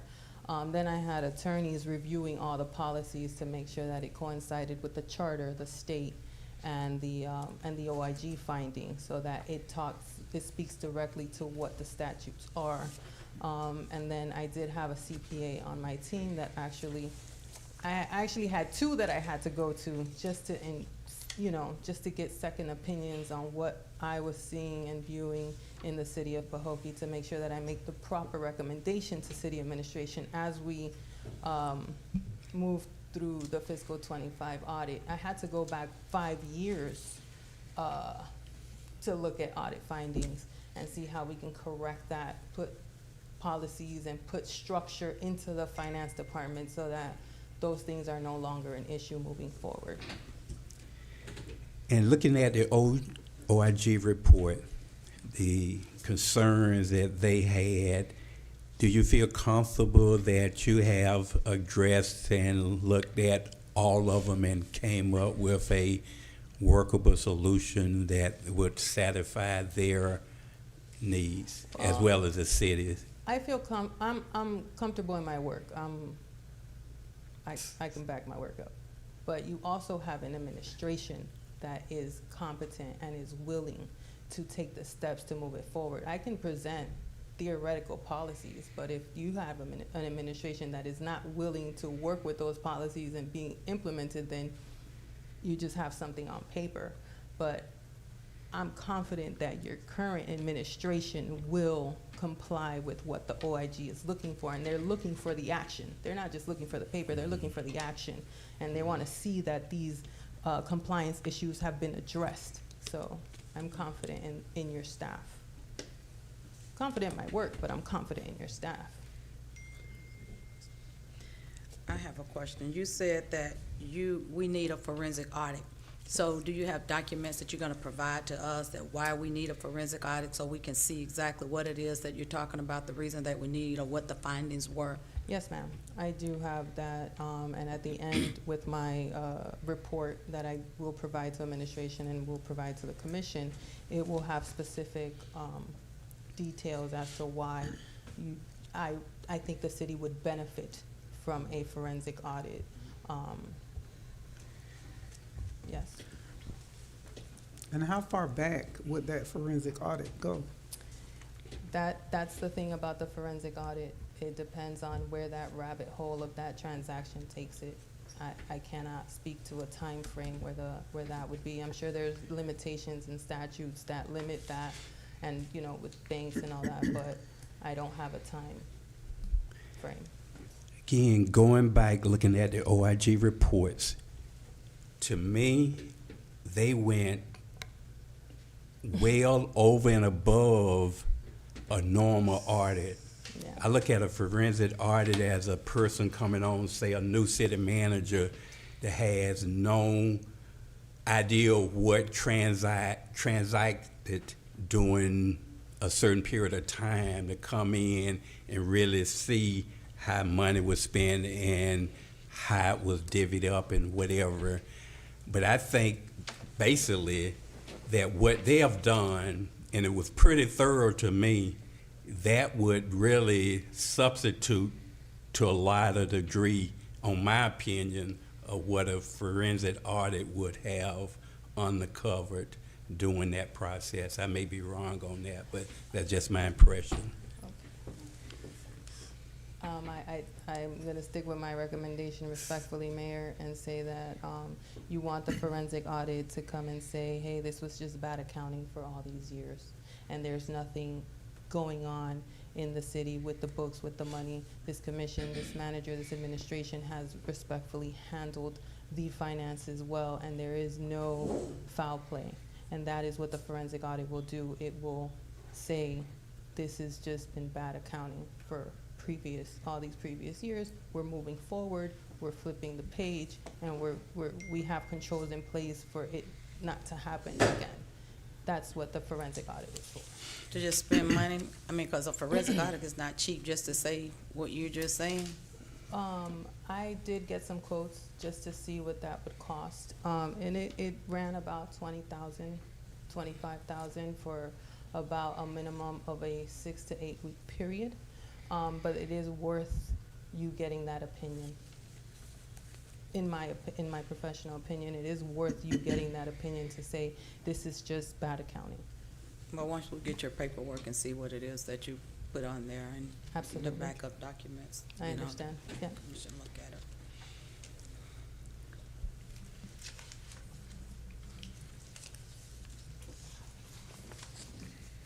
And so the policies you said are coming to us in, I think next meeting. next week? Yes, it's on my report. The policies will be presented to you at the August 25th meeting. Is it a lot of them, or are we gonna have to do it all at one time, Yes. or can we break them up Yeah. in pieces? Because if we're trying to go through them, we're gonna need the time to make sure that we can look at them versus the little short time we get to look at them, if it's a lot that we're gonna have to go through to make sure. So there are a lot. Ms. Reyes lists out all the policies that were presented. There are about 10. And so our plan is to have those to you on Monday. So you will have more than a week, and including the weekend, before the August 25th meeting. So we are planning to give you more than enough time to review them. You said about 10 policies?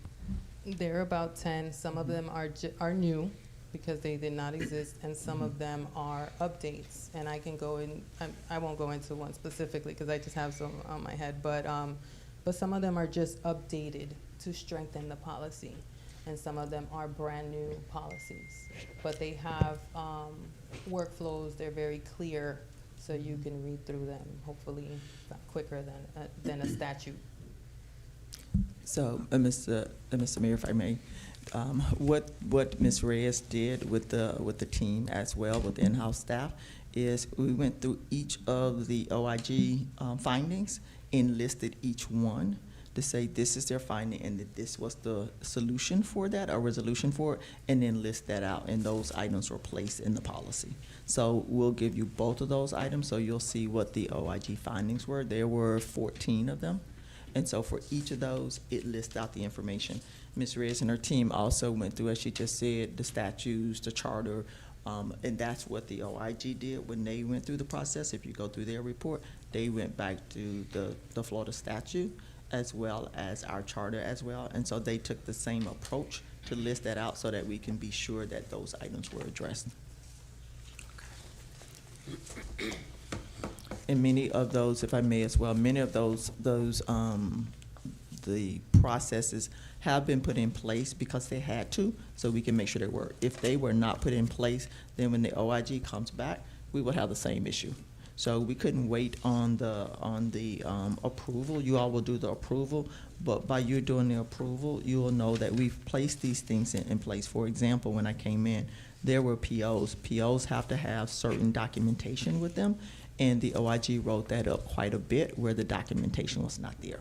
So before I even read the OIG report, I knew that when you're submitting POs and you're gonna write a check, there has to be documentation to follow that. So for the auditor, that's what they're following, the audit trail. And if you don't have that audit trail, then that's an issue.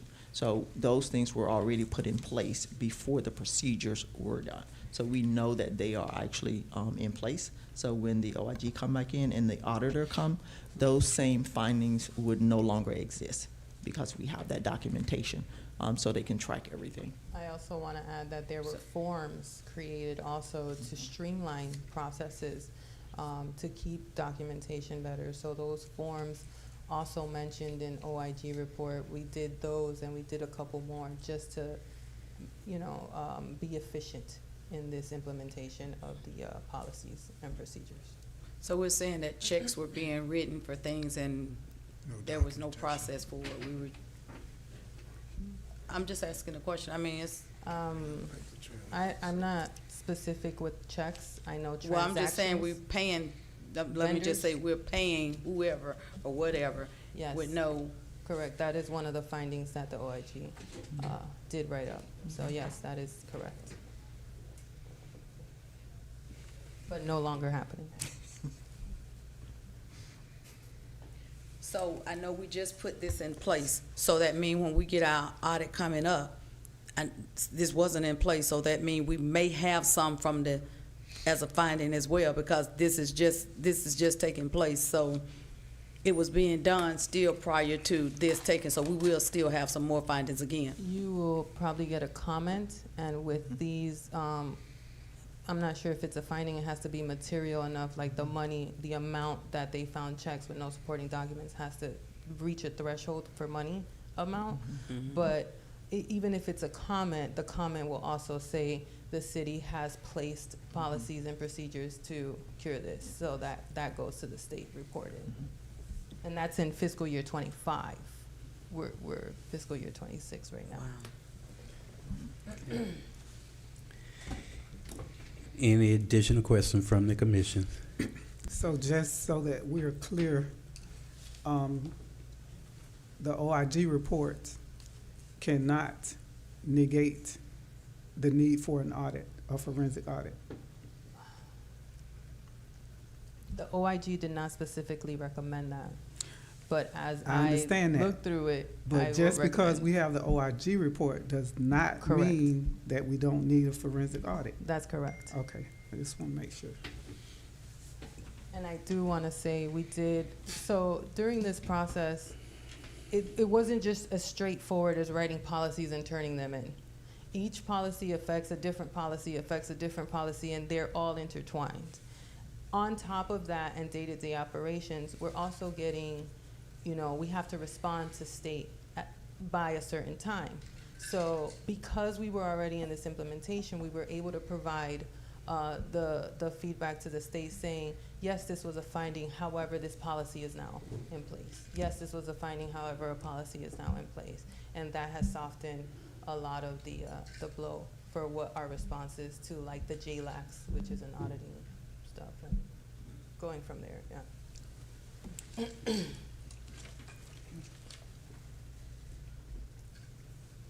Any additional questions? No? Hearing none, we appreciate your presentation and giving us an update of where you are and where we need to go. Thank you so very much. much. Thank you. Good evening.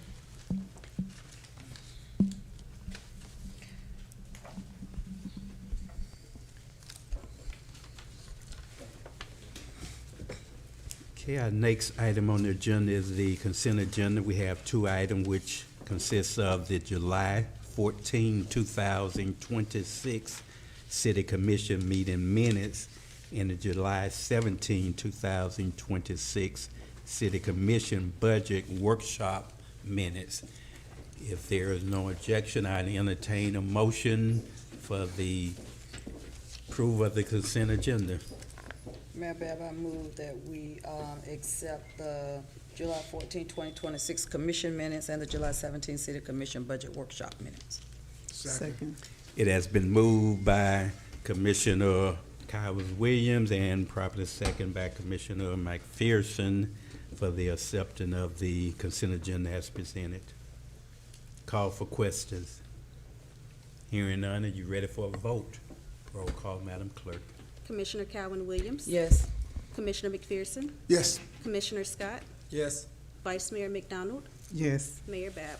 Yes. Thank you, Madam Clerk. Thank you, Commissioners. Motion passed by unanimous vote. Next, we have old business, discussion of existing activities of previously held events, if any. City Manager. There are none. Thank you, ma'am. Next, we have public hearings and ordinances. We have a couple ordinances and resolution. The first resolution, we have our city attorney read it into the record. Thank you, Mr. Mayor. Ordinance 2026-02, second reading, an ordinance of the City Commission of the City of Pahokee, Florida, amending Article 7, Division 1, Section 2-272 of the City of Pahokee's Code of Ordinances entitled Purchase Orders, to retitle as Purchase Orders Competitive Bids and Exemptions, specifically amending numbered paragraph 6 entitled Exempt Purchases, to clarify that the determination of an emergency purchase is vested in the legislative judgment of the City Commission, providing for adoption of representations, providing for conflict and repealer, providing for severability, providing for inclusion in code, providing for an effective date. Thank you, City Attorney. City Manager, could you give us a brief explanation? This ordinance is intended to clarify who has the authority to determine when a purchase qualifies as an emergency purchase. The proposed amendment establishes that the City Commission has the authority to make this determination, providing a clear and consistent process for providing emergency purchases and ensuring the city has appropriate oversight of emergency expenditures. Thank you, City Manager. City Commission, before we open this up for a first or second, we would open this for a public hearing on ordinance 2026-02. Open this public hearing on this ordinance. Do anyone from the public wish to speak on this ordinance? Hearing none, I'll close the public hearing. City Commission, having heard ordinance 2026-02, properly read into the minutes by our city manager, properly explained by properly read into the minutes by our city attorney, properly explained by city manager. What is your preference? I move that we accept resolution 2026-02. Ordinance, I second. It has been moved by Commissioner McPherson and properly seconded by Commissioner Williams. Call for questions. Hearing none, are you ready for a vote? Roll call, Madam Clerk. Commissioner McPherson? Yes. Commissioner Calvin Williams? Yes. Commissioner Scott? Yes. Vice Mayor McDonald? Yes. Mayor Bab? Yes. Thank you, Madam Clerk. Thank you, Commissioners. Motion passed by unanimous vote. Now we'll entertain ordinance 2026-03. City Attorney. Thank you. Ordinance 2026-03, first reading. An ordinance of the City Commission of the City of Pahokee, Florida, amending Article 2, Section 2-29, entitled Order of Business, adding a report of the city clerk to the order of business, renumbering and reordering as necessary, providing for conflict and repealer, providing for severability, providing for inclusion in code, providing for an effective date. Thank you, City Attorney. City Manager, could you give us a brief explanation? This ordinance is needed to ensure that important updates from the city clerk are consistently included in city commission meetings. The amendment creates a designated opportunity for the city clerk to provide timely information, updates, and reports to the commission. Thank you, City Manager. City Commission, having heard ordinance 2026-03, properly read into the minutes by our city attorney, properly explained by city manager. What is your preference? Do we have to do the opening for the First hearing reading. first? It's the first reading? No. No. I move that we accept resolution 2026-03. I'll second. It has been moved by Commissioner McPherson and properly seconded by Commissioner Williams for the passage on first reading of ordinance 2026-03. Call for questions. Hearing none, are you ready for a vote? Roll call, Madam Clerk. I'm sorry, just for clarity, the motion was by Commissioner McPherson Yes. and seconded by Commissioner Calvin Williams? Yes. Okay. Commissioner McPherson? Yes. Commissioner Calvin Williams? Yes. Commissioner Scott? Yes. Vice Mayor McDonald? Yes. Mayor Bab? Yes. Thank you, Madam Clerk. Thank you, Commissioners. Motion passed by unanimous vote. This is a first reading. There will be a second reading and a public hearing before final passage, if so approved. Next, we have several resolutions. Actually, we have four. First resolution, Resolution 2026-43. City Attorney. Resolution 2026-43, a resolution of the City Commission of the City of Pahokee, Florida, ratifying the execution and submission of the Florida League of Cities Incorporated 2026 Annual Conference Designation of Voting Delegate Form, confirming Mayor Keith Babb, Jr. as the City of Pahokee's voting delegate for the 2026 Annual Business Meeting, providing for adoption of representations, providing for an effective date. Thank you, City Attorney. City Manager, could you give us a brief explanation? This resolution is needed to formally confirm the city's voting delegate as Mayor Keith W. Babb, Jr. for the Florida League of Cities 2026 Annual Business Meeting.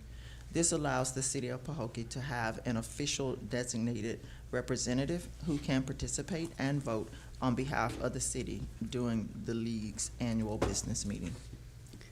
City Commission, having heard Resolution 2026-43, properly read into the minutes by our City Attorney, properly explained by our City Manager, what is your preference? I move that we accept Resolution 2026-43. Second. It has been moved by Commissioner Cowens-Williams and properly seconded by Commissioner Scott for the adoption of Resolution 2026-43. Call for questions. Hearing none. Are you ready for a vote? Roll call, Madam Clerk. Commissioner Cowan-Williams, Yes. Commissioner Scott, Yes. Commissioner McPherson, Yes. Vice Mayor McDonald, Yes. Mayor Babb. Yes. Thank you, Madam Clerk. Thank you, Commissioners. Motion passed by a unanimous vote. Next, we'll entertain Resolution 2026-44. City Attorney. Thank you. Resolution 2026-44, a resolution of the City Commission of the City of Pahokee, Florida, approving the Pahokee Middle Senior High School 2026 Homecoming Parade and authorizing an application for a parade permit from the Florida Department of Transportation, providing for adoption of representations, providing for an effective date. Thank you, City Attorney. City Manager, could you give us a brief explanation? This resolution is needed to approve the 2026 Pahokee Middle Senior High School Homecoming Parade and move forward with the required permits process with Florida Department of Transportation to ensure the event can be properly coordinated in sufficient time. Thank you, City Manager. City Commissioners, having heard Resolution 2026-44, properly read into the minutes by our City Manager, properly explained by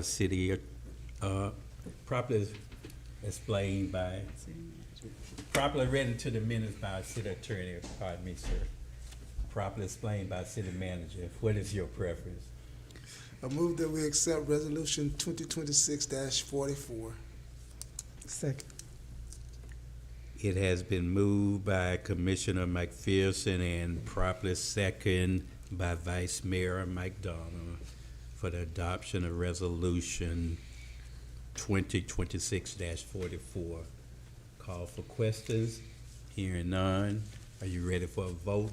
Roll call, Madam Clerk. Commissioner McPherson, Yes. Vice Mayor McDonald, Yes. Commissioner Cowan-Williams, Yes. Commissioner Scott, Yes. Mayor Babb. Yes. Thank you, Madam Clerk.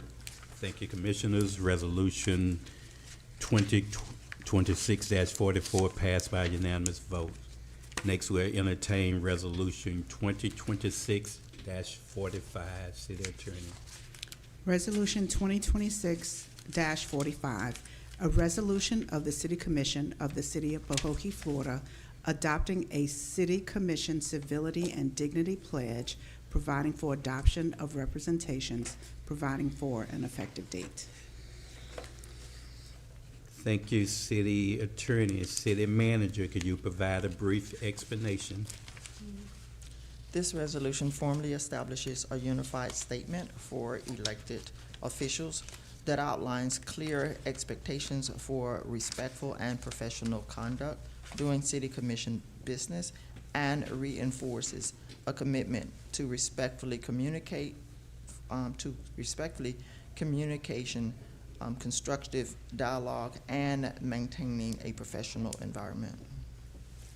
City Commissioners, having heard Resolution 2026-44, properly read into the minutes by our city attorney, properly explained by our city manager, what is your preference?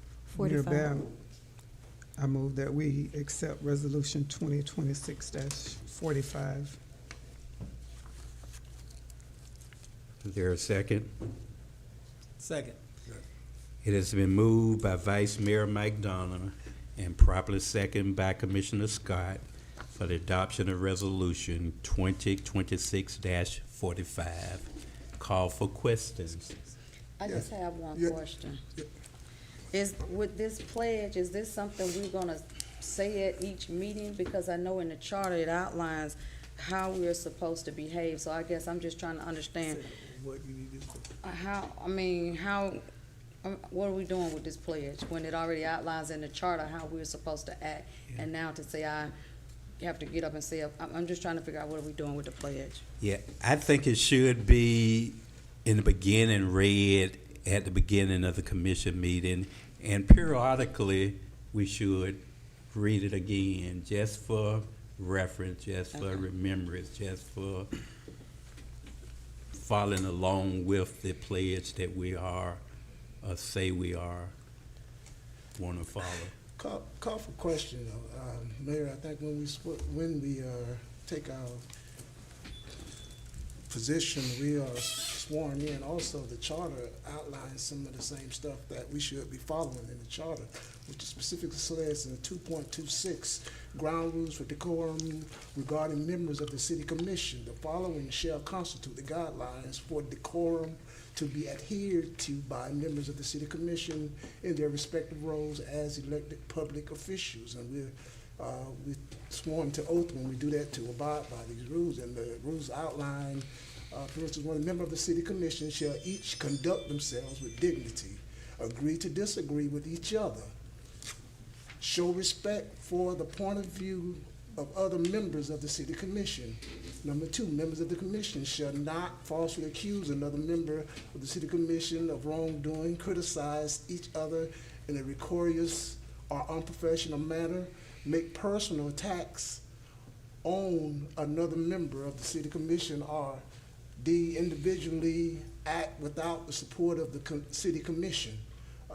Procedures B, parenthesis 1, the city of Pahokee City Commission is permitted by law to determine its own rules of procedure unless otherwise set forth herein. All municipal meetings shall be conducted. I skipped down to number 2. The city commission, the city manager, the city clerk, and the public shall be governed by the terms, conditions, and provision of this section as basis and framework for the procedures of the city commission. Members of the city commission and other public officials attending or participating in any regular or special meeting of the city commission shall abide by the standards of conduct and values set forth by the Code of Ethics for public officials or public officers to be established by the commission. Members of the city commission are expected to ensure proper decorum during all meetings of the city. If after a warning from the mayor, a city commissioner is found to be disruptive in a manner whereby business cannot be conducted as determined by the mayor shall instruct law enforcement or other authorized personnel to remove a disruptive city commissioner from the commission chamber for that meeting. A decision made by the mayor may be overridden by a vote of any 4 members of the city commission. If a member of the public, city staff, or charter officer of the city is found to be disruptive in such a manner whereby business cannot be conducted as determined by the mayor shall instruct law enforcement or other authorized personnel to remove persons from the commission chambers for that meeting. A decision made by the mayor may be overridden by a vote of 4 members of the city commission. I think we got enough stuff already in our charter that covers these things. I mean, I don't think we need to be making additional rules that Can I say something? that's a double. And plus, we take an oath at the beginning of the year. I mean, when we get sworn in to abide by these policies. Did we do a motion and a second on this yet? Yes, we did. And call for Okay, questions. call for questions, okay, So all right. basically, your point is well taken. And I only brought this back as a reminder, which, you know, there are plenty of times when we need to be reminded of the decorum that should be displayed in any type of setting. So it was just a reminder, and I do believe that we do have a bunch of rules in our charter and in our city code that we all know are there. And so I really don't see the harm that it would be to have this pledge as a reminder and include it in our meetings going forward. But of course, I'm only one vote, so however we decided, it'll be fine with me. But it was my suggestion, and as you all informed me, there's already a pledge. I don't know where it's at because I don't see it on the wall anywhere. No, not But I don't see the harm in having us being reminded of the way that we're expected to behave. That is, those of us here on the dais, as well as the members of the public. So, it's fine. So I have a And question. I guess my point, not trying to, I guess my point is, we already have rules in place to abide by it. The thing, that's just like our audit. We just, mainly, a lot of stuff, we need to just follow our own rules. And we keep creating rules on top of rules that, and I'm not, you know, respectfully, I'm just saying that, creating resolutions that are, and stuff that's already addressed in the charter. And I think it's our responsibility to the citizens to know what the charter says. Commissioner And abide by. Williams? So I have a question, Mayor Bev. I heard you say, you know, we can read it at the beginning of each meeting, so whatever. No, I didn't say at each meeting, but, okay, but I understand. You read to you're remind right, us, yeah. so can we read what's in the charter to remind us, so we'll know, since it's right there and it's already in the charter and it's already been established and approved by the voters, that, you know, we know that this is something we should be doing, and we can just, you know, stick with what's in the charter, I guess, instead of creating more rules. Okay. And I would That's say, all I'm just asking. yeah, I'm just asking, this was brought up by a commission, and we did vote to have it placed on the agenda, but listening to the other commissioners also about maybe it's like redundant. I will say that this haven't been the first time we have had something similar to this, that we pledged and even had it put up, whether in the chamber or the city manager office. But if it's not, what happened in the past that brought that up was because we was being, I think, as a commission as a whole, sometimes disrespectful to other commissioners. I don't think it, maybe it's happening to some people, may feel that way, but I don't see it happening at this particular time. And since it already is in the charter, we can, that's a great suggestion, that just periodically have it read at some point in time, still or just reinvent the wheel. But either way, I don't have a real serious problem either way. It's a pledge to ourselves how we will conduct our business, and when you take the oath,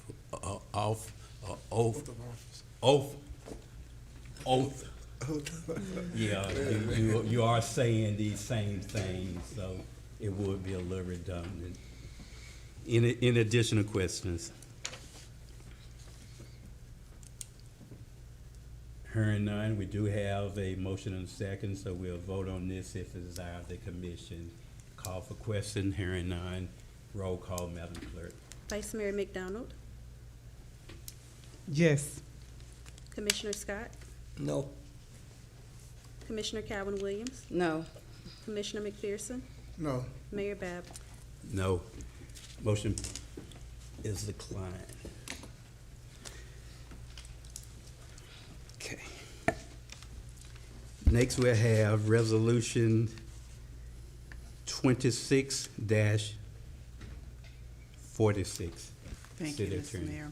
Resolution 2026-46, a resolution of the City Commission of the City of Pahokee, Florida, approving the updated city facilities rental application and agreement as set forth hereto in Composite Exhibit A, providing for adoption of representations, providing for conflict, and providing for an effective date. Thank you, City Attorney. City Manager, could you give us a brief explanation?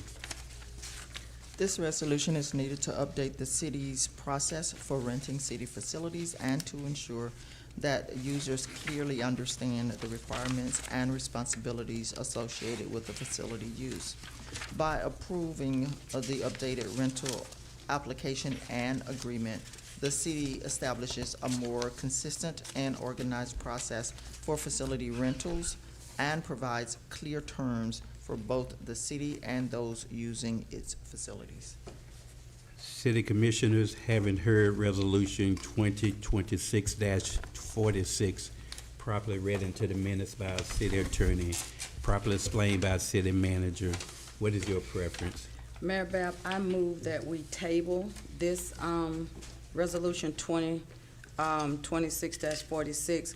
Earlier, we had voted on to have a workshop on this, and these prices on here, I don't think they can't be correct either. And I saw where a lot of updates that as I looked through this, needed to, I think, have some conversation I had with the manager that could probably be corrected and brought back to the commission.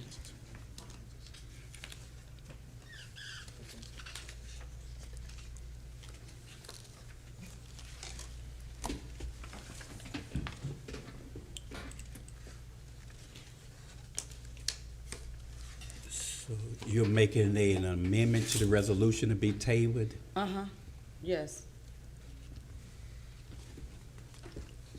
Or a second on that?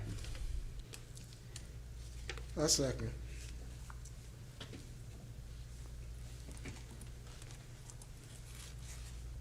It is moved by Commissioner Williams and properly second by Commissioner McPherson to table this resolution to further notice.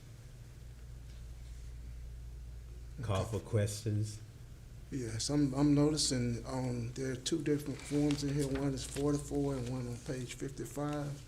The one on 55 look like it has the right prices, but the other one, it could just be the print of it, because it's showing the amounts it looks like it's a correction in there, but I don't want to put this form out or have this form out until this, the document, a proper presentation of it with the correct prices on it. May I, Mr. Mayor? Yes. So on page 44, there are dashes there that is exiting that. So it's 3, and then the next number out is a cross through, and then that's 50. So that's 350, not 3,350. And so it does look a little different because there's a cross out. There's just crossing out a number and added a number before it. But they're the same. If that's the case, it would be the same as what the previous was. I understand. I saw it. I'm just telling you what, it's not 3,000, it's 300. And so I understand that. So yes, we can table it to bring it back to you so that it clearly states Correction. and there's no dashes in there. Presentation. Just for further clarity, the form has track changes and strike-throughs, so it's gonna show you, whenever it's presented, it's gonna still have those strike-throughs because it has to track, we have to track the changes so that you know what is being changed. So that's why the form looks the way it looks. Right. But And we had said a workshop, because when I looked through here also, I didn't see on here where it says that when an application is not approved, that we were gonna make suggestions to put on here. And so I know I haven't had an opportunity to talk to the manager to, some suggestions that I had, because we had said we wanted a workshop for this, but we never did get the workshop for it. So that's why I was saying. You guys did a workshop. Yeah, that's You did an what- extensive workshop, but I'm not sure what Not on changes. facilities, no, we didn't. You because did. You did. Yes, we did. Yes, we do. You did. No, we did not, Yes, because yes, ma'am. remember no, we did not, because Okay. the last manager prior to the one we had something in there about making the decision that they make the decision on nonprofits and all of that. And so we were like, no, we wanted to have a workshop on it. We did not have a workshop on the prices. You did. I shared and I cannot remember the exact date at this moment, but there's minutes. You guys did an extensive, workshop to this, but I'm not sure what has changed since in this particular form, so I can't speak to that, but I can say you guys did. I You would guys like had an to see that. extensive I don't workshop. remember that meeting then. It was prior to Commissioner Vice Mayor McDonald. Yeah, because we even said we wanted on the, where the new application at then, because we even said we wanted, I know I had to talked about it, that if it's denied, why was it denied? I mean, a lot of the things where we did it, I know that cause I still have documents where all the stuff that I had typed up and sent to the manager, and I don't see any of that on here. If we had a workshop then and it was approved, of the items that we talked about is not on this form, because we even talked about how this form, if you renting different places, like if I'm gonna rent the gym, for my checklist, why would I have on here talking about a stove and a refrigerator that we have a one size fit all? So we even discussed that. So Yeah, yes, you guys did, and you did a workshop. I just don't know what changed on turnover and management. I don't know what changed on this form, but I can confirm that you guys did have a workshop on this. but what I'm saying, you the keeper of records, I mean, if anything changed, you would have to know, because they can't just change it without you knowing. If someone has a form, I can't control, as a custodian of public records, I can't control what they change if they have that form in their access. That's standard. That's anywhere. Somebody can take a form and change that. So I didn't create this form. These are not my recommendations, but I'm here to just confirm to you that you guys did have a workshop. But for So, clarity, Mr. what I'm Mayor. saying, no forms can be changed though like this without coming to the commission. It can't just be changed that they create a form and change it, is what I'm saying. Am I correct or not? They should not, and I think this is why it's being presented with the track changes to you guys. So, Mr. Mayor. But what I'm saying to you, I'm not understanding you, Nalene. You're saying that we had a meeting on it. And what I'm saying is this form that's presented to us today, if we had a meeting on it and changes was made, this is not the form. So what I'm saying to you, you're saying we had a meeting, but this is not the form if you're saying You guys had a workshop, so you guys had a consensus on what you wanted to change, and I will be more than happy to email those minutes to you guys on what you guys voted on changing. Again, I don't know what has changed in this particular document from what you guys had a consensus on when you had the workshop. It wasn't a meeting, so we had it a did- workshop and the form Yes, never ma'am. came back to us. Yes, ma'am. is So what that's you're all I've saying. been saying. You guys So we had a never workshop. had the meeting for it to bring it back. That is correct. So Okay. right now, Because I that is know why the these form is not- being presented. okay. So, Mr. Mayor, what we can do is get the changes, and we will go back, as the clerk said, to look at the workshop meeting, to see what was addressed in that meeting, to get additional changes from the commissioners, and we will go back and make sure that those changes are included, and then present the information again. So we have a motion and a second on the floor to table this to further, And like I said, my only concern is just that I'm just not pleased with the presentation. If we can correct that and have a more readable form, because Yeah, the I'm looking at this presentation and I would can be, imagine that the public, they're gonna see. the public wouldn't see that. Those would be No, removed, this is but what's on that's the website. system. These forms on the No, website. not like that. That's the update. Changes to you guys, so it shows you what has changed. Once it's adopted and the form goes online, all of those lines that you see, it comes It out. will be removed. Once you stop tracking changes, it goes away. Okay. That is just the way that the program operates, to show you what has changed. It may not be presentable for you, but that's how the program works. So once you all have voted on it, then you can do what we can do to make it easier for you as well. You can get the track, and then we can show you the sheet without the strikes through, so you'll see exactly what it says. But I still have a question. I hear what you're saying about the line being there, Nylene, but the original price was $350, but then I see you have a 3 was added and you have a line through it. And I know you're saying that you have to put the line there to show the change, but the 3 was added and then you put a line through it. And that's why we said we will go back and look at that. We understand what you're saying. Yeah, and that's again- what it is. So Okay. no Yeah, and need this to discuss document it. is not from me, so I'm Okay. just letting you know how we track it, but I didn't Okay. change this form. Are there any additional questions? Hearing none, are you ready for a vote? Roll call, Madam Clerk. Commissioner Calvin Williams, No. you voted to table it, right? Oh, to table it. I thought you voted to approve it. Oh, yes, I'm sorry. We got to discuss it. I'm sorry. Commissioner McPherson? Yes. Commissioner McPherson, Yes, ma'am. Commissioner Scott, Yes. Vice Mayor McDonald, Yes. Mayor Bab. Yes. Thank you, Madam Clerk. Thank you, Commissioners. Motion passed by unanimous vote to table this item. Now we move to new business, presentation by the city manager of upcoming events, if any. We have 2 listed on here, and she will move this one forward. Mr. Mayor, first we have on the new business is Palm Beach County Sheriff's Office.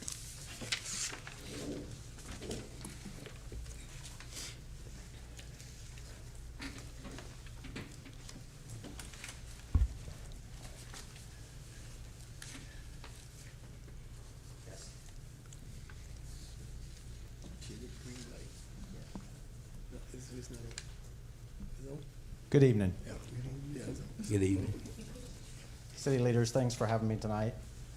Just a couple little updates. Of course, the city already knows, especially with all the educators here tonight, that first week of school is in session. We've been working the school zones in conjunction with the Palm Beach County School Police, and we will continue to do that to make sure that our kids are safely back to school and that the community realizes that school is back in session.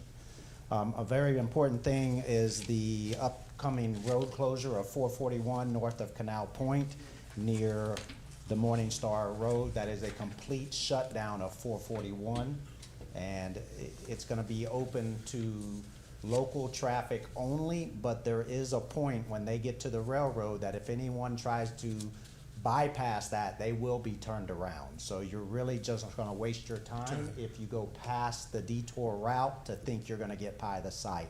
They are literally digging up the road to replace the railroad. The road underneath is giving way, so they're gonna dig it out, take the railroad, build it back up, and lay the railroad back down.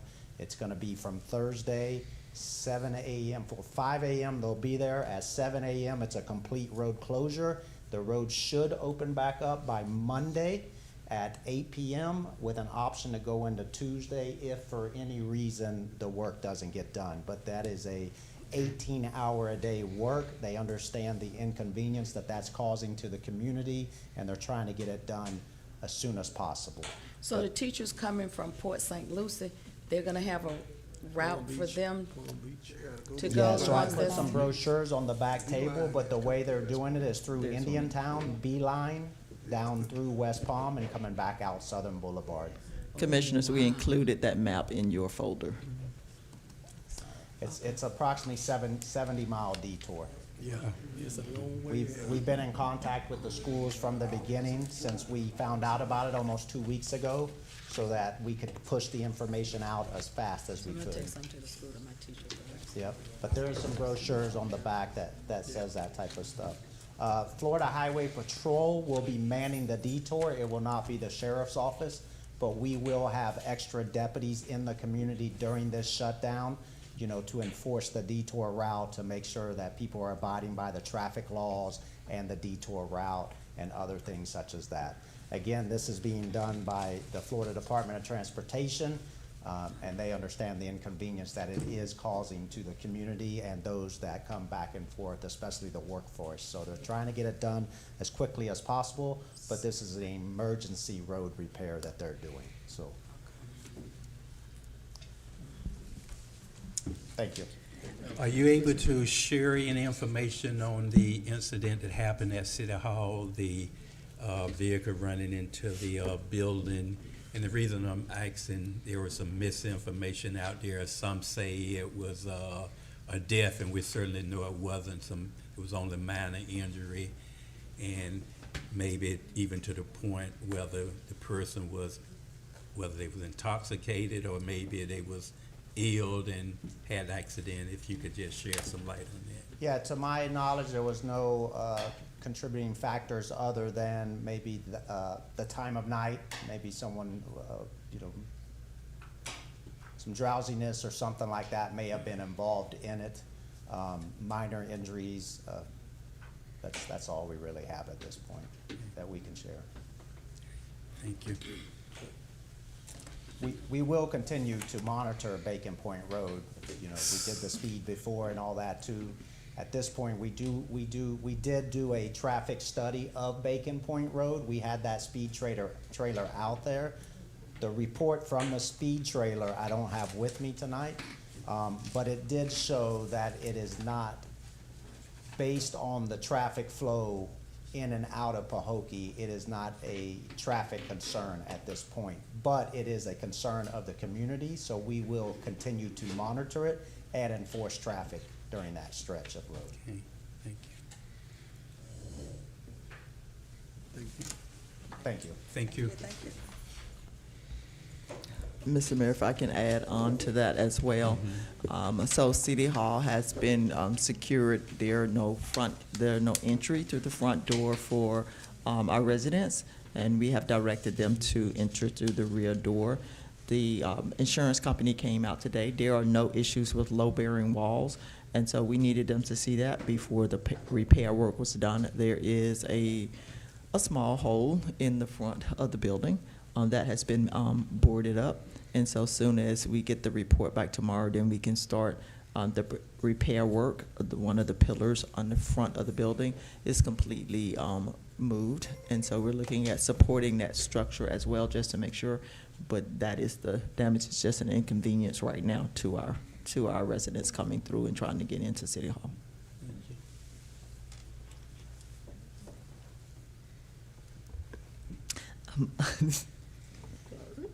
Now we have a report from Palm Beach County Fire Rescue. Good evening, Commissioners. Good evening. How you doing? Mayor, Vice Mayor, city officials, employees, citizens. So yeah, today I do have a report. I just want to make sure that everyone here, including all the citizens of the Glades area and their visitors and their businesses, know that Palm Beach County Fire Rescue, especially, myself, I have attended to every meeting when it comes with DOT, FHP, and traffic control from Lieutenant Brad and us. So we have been constantly in communication together because we want to identify different operational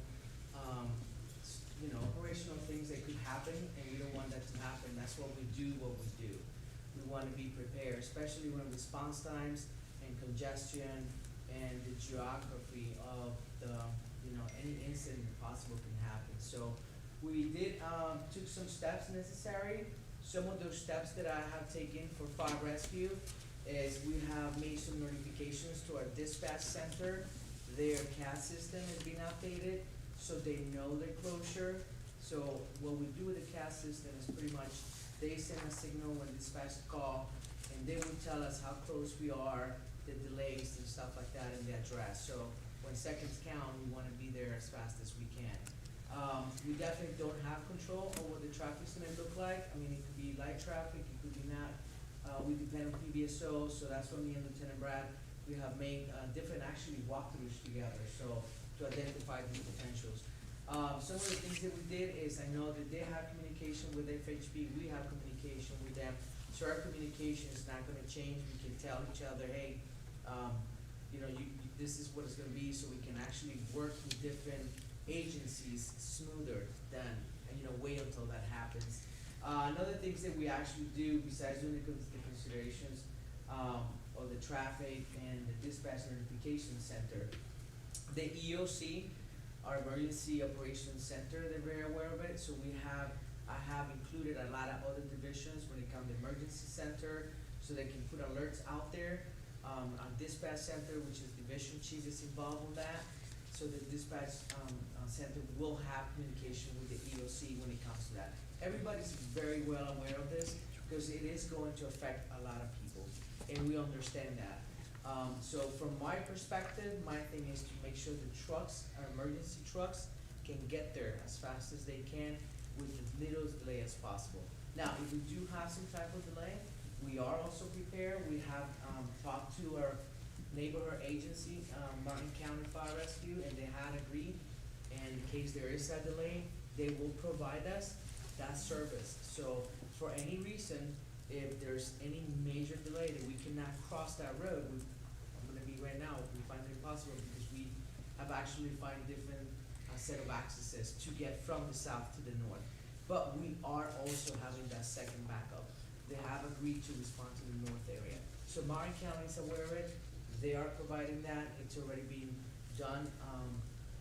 Those things, the different access points, we actually today, we drove them today, and we put our trucks, because they're very heavy trucks and very wide trucks, to make sure there's no hangups. The last thing we wanna do is that me and PBSO, we did all this work and then we can't put one of those trucks through it. So we did drill the trucks through it, every single truck from a rescue through an engine, through the biggest tender.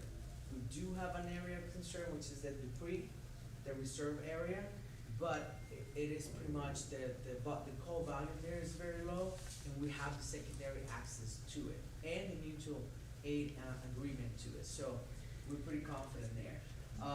We know that there's gonna be a lot of consideration for commerce, for trucks, stuff like that. That's what we have our partners from PBSO. We feel confident that they're gonna help us get to them if they need to. And pretty much that's what we have. I just wanna make sure that the community leaders that you guys are know, to tell you constituents, the fire rescue is prepared, it's ready. We have done our homework. We have drove in the road, and communicated with all the multiple agencies. They're gonna be dealing with their road closure for a few days. So, any questions? I have one question. So we know we have that truck route.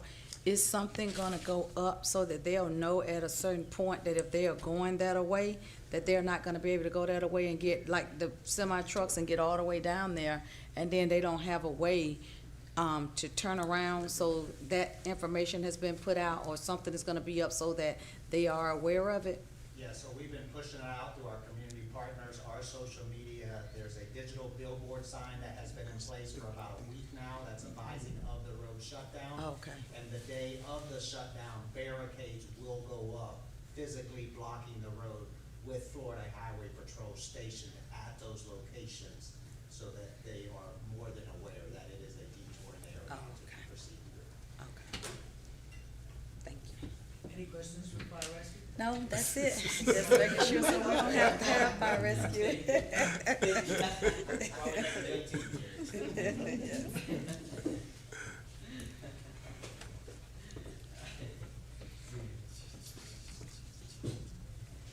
Next, we'll have the report of the mayor, and I'll be brief.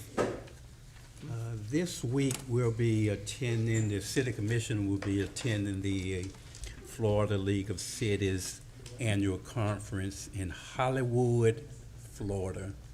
I want to emphasize Florida. If I say Hollywood, they think we're going to California somewhere. But the majority, I think, will be leaving tomorrow, which is Wednesday, and staying till Sunday.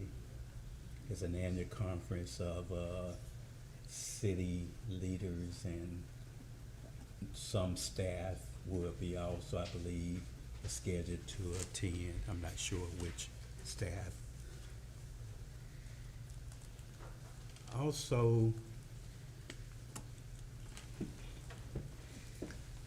I'll be initiating a mayor's utility assistant program with the assistance of the city manager, who will provide a construction form for it to exist. Emilio Perez has volunteered to pay for the utilities of 2 seniors per month. In addition to that, we'll be seeking some other assistance, maybe from like the Henderson Foundation, Florida Crystal, and U.S. Sugar, to add to whatever he's providing, so this can be a long-term program. Right now, it would benefit seniors who are 75 years or older. We're targeting the older seniors. That's not the only senior we're targeting, but these are the ones we're mainly targeting first and foremost. They'll be a committee to assist in identifying and helping to decide who would receive the funding. So I just wanted to bring that to your attention. That will be coming hopefully during our new budget year, which begin in October. We'll have that up and running, and I'll have our city manager hopefully at the next city commission meeting just outline the program as a whole and how it will work and operate. And if you have any suggestions, of course, we'll be love to have your input in the formation of this particular program. I also would like to make sure we continue with the, and I'm not bragging, I hate to even say it, but the mayor's Gold Hammer and Nail Awards. That is for a business who do significant improvement on their building, and that normally can be identified by the our own internal department. If someone come in and do a lot of work on, say, a storefront and put a lot of money into that, we want to really reward them or recognize them for that effort. Also, we mentioned that we were going to move back to doing the monthly lawn of the month. We need to start that whenever we can, so we can begin to recognize residents for their lawn, because there's a ripple effect. It not only beautified their lawn, but it beautified the city as a whole, because it's a competition now. You know, I want to win the lawn of the month at some point in time. So again, that's something I would like for us to see done. We also was asked by the city manager for any input on things that we would like to see on the long-term capital improvement schedule, because we are in budget session. I personally, and this would be voted on by the city commission in a preference, because everything can't be done in 1 year. And that capital improvement, I think, went out to a 5-year period. But one of the things we didn't have on there that I would like to mention is Begonia and 4th Street. Those are one of the 2 worst roads. I know it's probably somewhere down the line in one of them phases, but I don't know if we can afford that much conference and wait 2 or 3 years for that road. I know that public works were gonna be expected to do some filling in, but that need to be a total reconstruction road. It is one of our baddest roads, and it's been giving us a lot of bad press. So if we can somehow move that up into a more workable schedule, that would be really, really helpful. Also, the new entryway sign that the previous commission voted and approved on our surtax. Surtax have sunsetted, We no longer will be receiving surtax fund. So since that particular project was already approved, I just want to make sure that's one of the things that we do. I remember I've been in school out of school for 50 years. That's a long time, but I always wished and hoped that we had a new entryway sign. We were finally able to get one about 5 years ago. We did a ceremony. We did a public dedication of that sign, and I'd like to see us do something similar to the next new sign that we have. And it should go on maybe the next busiest road that we have. I think Bacon Point was the first one because it was the most busy and most visible road. So we have to decide where that this sign should go, and at least put it in the budget to move forward on doing it. I personally, and again under the 5-year plan, would like to see us do an amphitheater. Not only would this provide a revenue source, it will also provide a place where we can have entertainment on the lake. The activity we do, the stage will already be permanently built. There's a lot that goes into that process. We have to make sure we get state approval because we put in a structure on state land. I'm a engineer when you do something. No, you can make a comment. I'm a core engineer also. Right. So I'm just trying to at least add what I think is important to me and hopefully to the other commissioners, that we can at least begin moving forward on some of this and planning forward. And it don't have to be this year, maybe even next year, but it definitely need to be within our 5-year plan and our 5-year budget plan. The second one is the building of the new city hall, which is projected to be at the old high school right across from us. Our city hall, we're the only city in the Glades that don't have their own new, basically, city hall. The building that we're utilizing was a housing apartment or building or space that was sold to the city. So that was always meant to be temporarily, but we got to start planning for it. We got to start doing some big things because the conversation out in the community, and I know it's not true, but we're not doing anything. So when people see things physically, and we can dedicate it and move forward, that's what they're looking for us to do, if we can begin doing that. And lastly, the hotel, just looking at ways that we may be able to attract a developer in that. That may be, again, one of the 5-year items in the 5-year plan, but we need to begin doing that. And going back to City Hall, I don't know if we still have the old drawing, but if we don't, we need to get at least, if we don't do anything else, get an architectural drawing and an estimate of the cost of what it would be or what it would take to move that further along down the line. Mayor Bab, I have a question.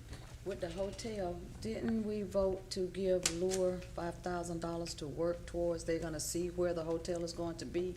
So I guess we will hear something back from that to see where city or where they determined to put the hotel at. Right. May I, Ms. Mayor? We gave Laura $5,000 for the feasibility study. Right. And so they will bring that back. I did get notice that they've started that process. They've been working. They got the additional funding that they need as well. So they are actually working on that now. Oh, and I have one more question, Mayor Bab. I thought at one point when the apartments was being built, and I'm not sure, maybe you can explain it, there was some talk about they were supposed to do something with the old high school tied into when they were doing the apartments or something? Yeah, Michael Snowgrass, who actually is the main owner of those apartment building, because he has some experience in historic renovation, he was gonna seek funding to have that done on our behalf through a private public partnership.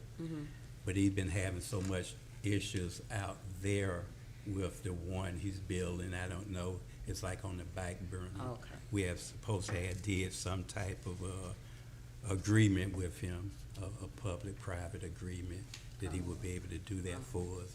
And not saying that can't happen, but all I wanted to do is just at least remain on the forefront that this is something we're looking at doing in the very near future, if we can be, if we are able to do it. Okay. Now we're moving to the report of the city manager, sorry, I keep mixing up. So, Mr. Mayor, just to piggyback on one of the items that you talked about with the roads, so the city finally received the clearance on our credit, so we were able to purchase asphalt again. And so we've purchased that, and the potholes have started to be filled already, and there will be more asphalt purchase on Thursday and Friday to fill additional holes. And so we'll give you an update on that as we see, but they are moving forward with at least filling the potholes so that we can at least get some release from that portion. For my report, 2 of the 3 City of Pahokee NEAT grant applications passed to the second round on July 15th. These include the playground shade structure and the playground equipment project.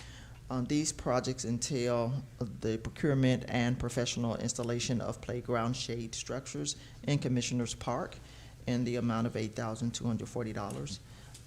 And secondly, the procurement and installation of new playground equipment in MLK Park in the amount of $7,255.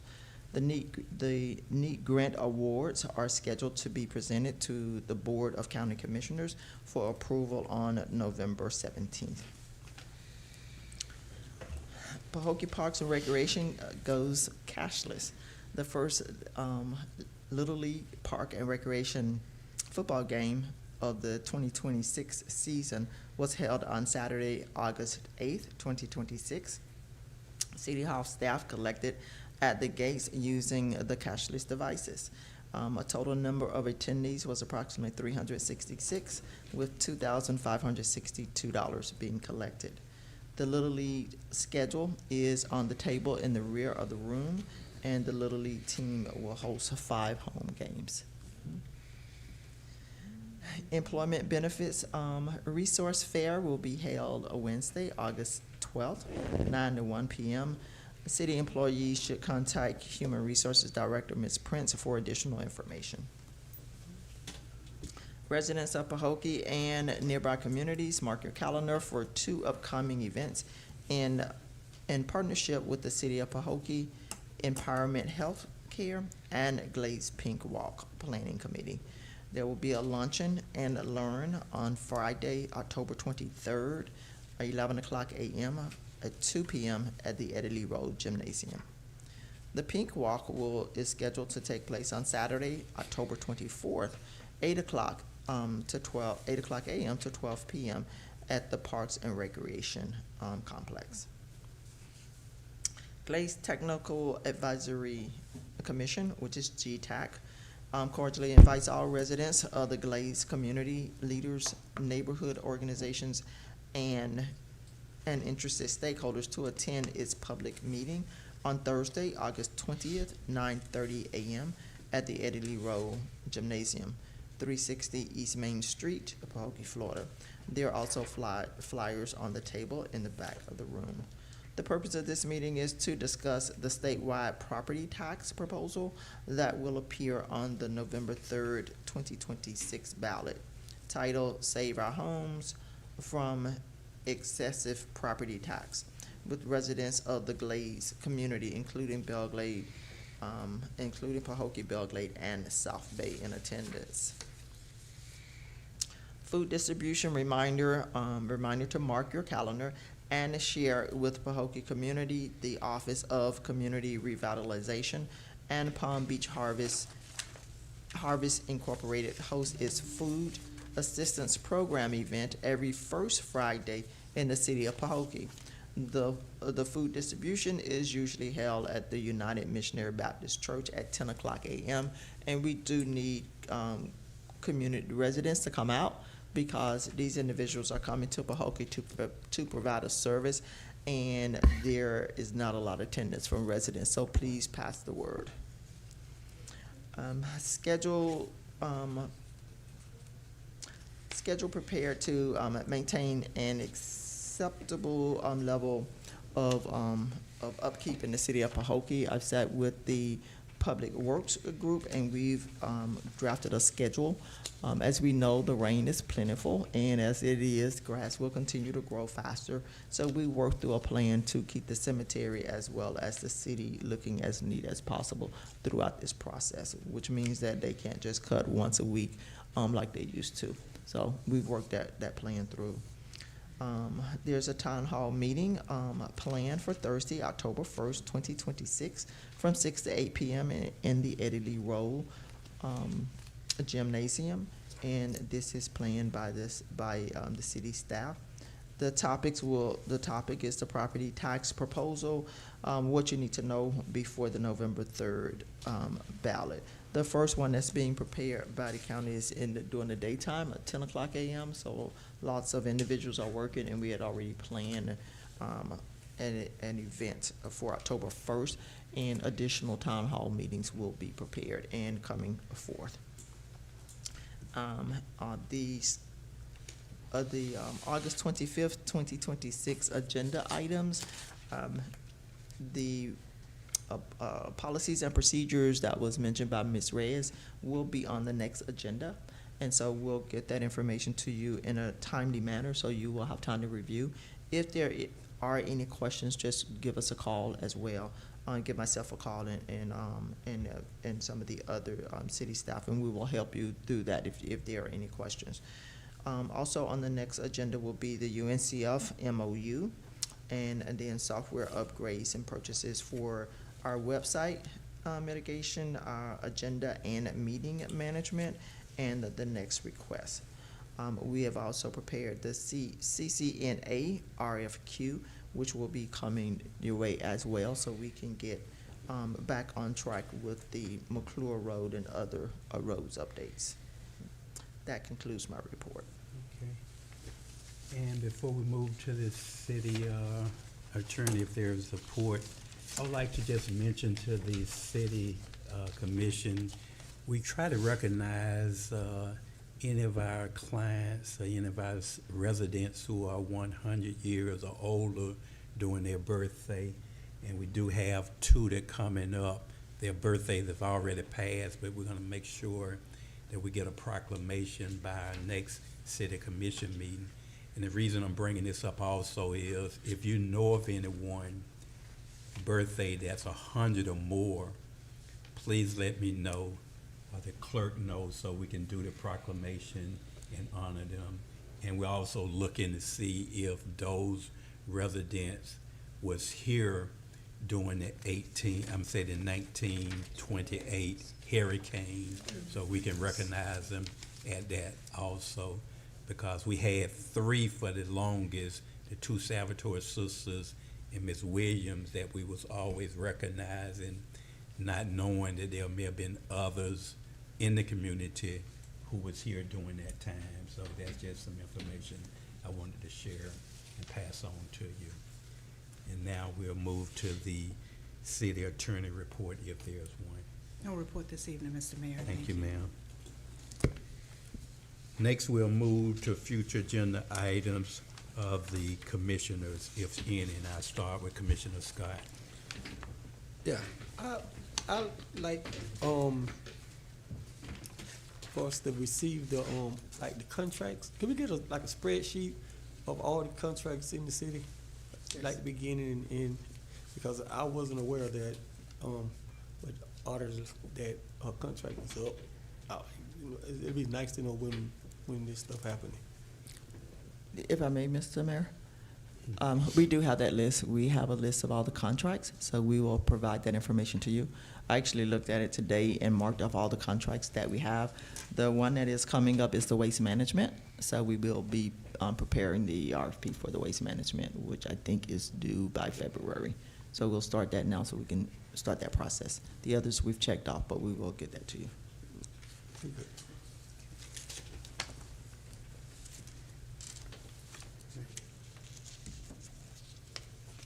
Commissioner Williams? Vice Mayor McDonald? Yeah, I'm gonna go based on the recommendation of Ms. Reyes and say that we need to go ahead and make a future agenda item with regards to soliciting a company for the forensic audit.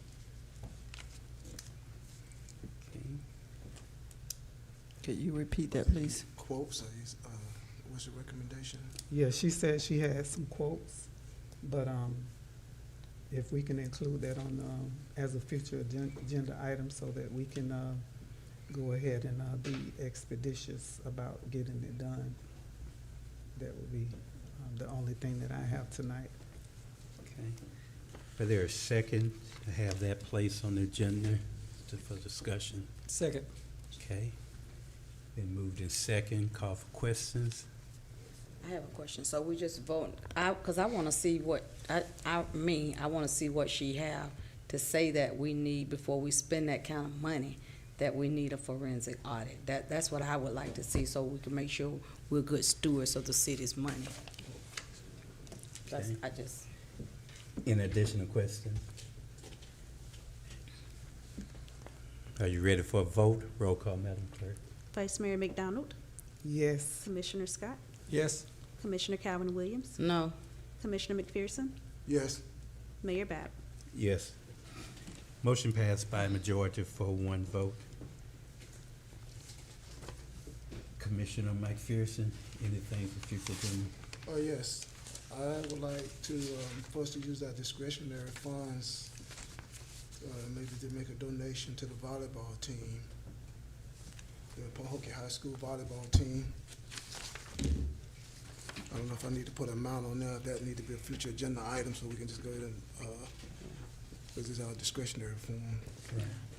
There is a budget versus actual in your folder as well. See how much we got left. Do I need to put an amount on that now, or wait till it comes back before the commission? I would at least, Put 500. okay.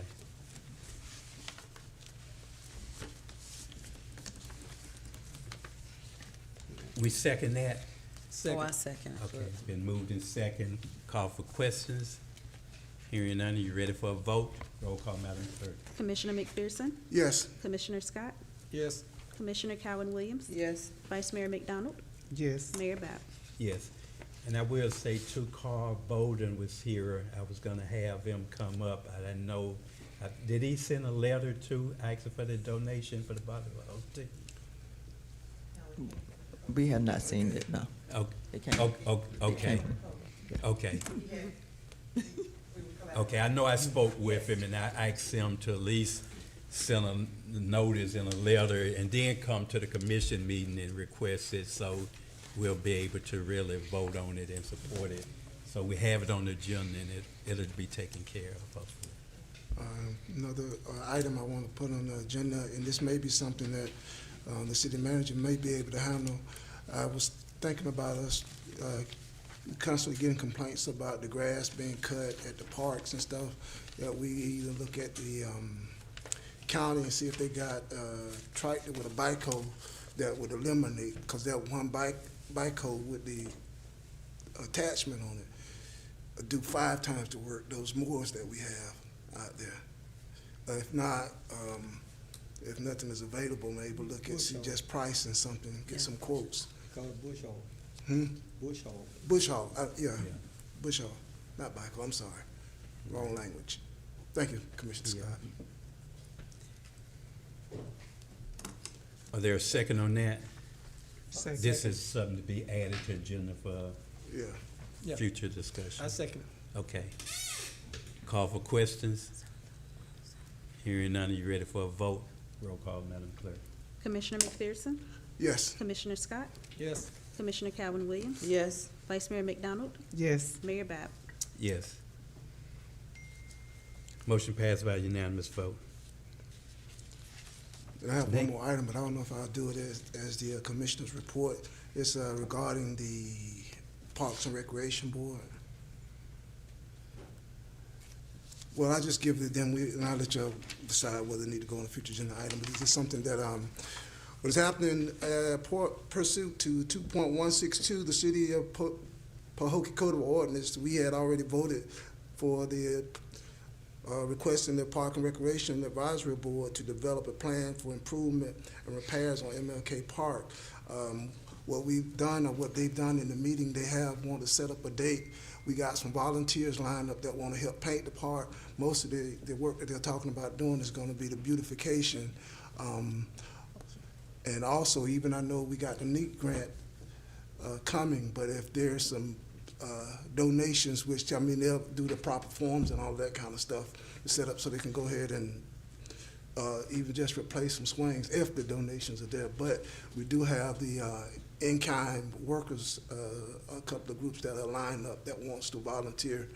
My tentative dates that I want to look, but the board wanted to move forward with getting the painting. And one of the things they'll be doing is the perimeter where those borders around there, the pavilions being pressure washed, as well as the bathroom, even though the bathroom may not be used as for beautification. But this is all going to be volunteer work.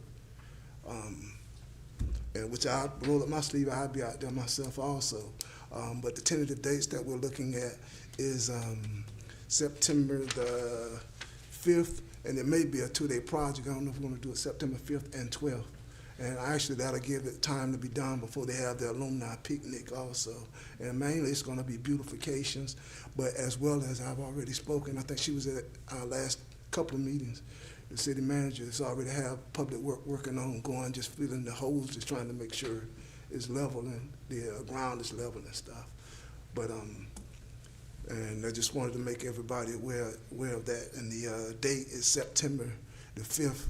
That we'll go ahead and try to get everything, and they're already aware of the forms and stuff that they'll have to sign as far as the, if any donations, as far as the paperwork. The clerk was already aware of all of that. I know you was trying to decide whether or not you need to add that as a future agenda item, but what would be the agenda item that you would like to add? Well, I could have did it as my commissioner's report, as far as reporting for as the liaison for the Parks and Rec Committee. That will have to be a But future we agenda. need to You get, just set the dates. we would probably need to add it if we need to have approval for the city manager to approve it. I'm not sure how that's gonna work, to be honest. For instance, it may be something in there where it may be day to day, or it's something that she can approve Well, the day-to-day without even stuff- having it on the agenda. The stuff that she's involved in, I think is day to day from what we, Public Works filling the holes. yeah, filling the holes, and I think she's already got some paint and stuff that's in line trying to get some paint and stuff donated for the project. So this won't be an item we need to vote on, do you? Okay, so we need to be on the future agenda. You can just work with the city manager and getting it completed or whatever. And just go down some of the things that they do. I'm not gonna go through the entire, Okay, but that'll I'll be, wait 10 yeah, minutes. under your comments. All right, now we'll move to comments of the commission for the good of the order, and I'll start with Commissioner Mike Pearson. Yeah. the last one. Yeah, general public comments. City manager, do we have any public comments card completed? No, sir, there are no for this section. Thank you, ma'am. Now we'll move to commissioner comments for the good of the order, and I'll start with Commissioner Mike Pearson and work myself to the right. Okay, it's just titled for the report for the Parks and Recreation, MLK Park Beautification and Readiness Initiative. The project is to improve the appearance of MLK Park in advance of the Pahokee High School homecoming, where they got a parade on the 25th, and the alumni picnic. And the tentative dates that we're setting is September the 5th. Mainly going to be correct minor safety issues, which is we've already talked about that with the city manager. Just there'll be some day-to-day stuff that she's going to handle. Prepare the park for homecoming. Potential resources may include city departments as available through appropriate charter offices, civic organizations, churches, and all of these different people that we're going to be reaching out to. We already have some volunteers. I think one of them is in the, he's going to have the flag football team is going to be one of the volunteers, and a couple other people that's on the homecoming committee, not the homecoming, but the alumni committee has volunteered to agree to volunteer their time also. The responsibility of the party for each project will be determined as coordination progresses. Inspect the playground, I'll try to keep this brief. Inspect the playground equipment, if any, replace damaged swings, if there's proper donations going through, which we have a donation policy. I think I have a copy of that that we've already approved. Tighten loose hardware, fill hazards, which is filling the holes, repair minor uneven walking surfaces, and but the main thing is just going to be mostly just cosmetics. Like I said, it's going to be painting, the pressure washing, the pavilions as well as the bathroom, painting them, and the perimeter around the outside is mainly going to be the majority of the work that'll be done, just the cosmetics part.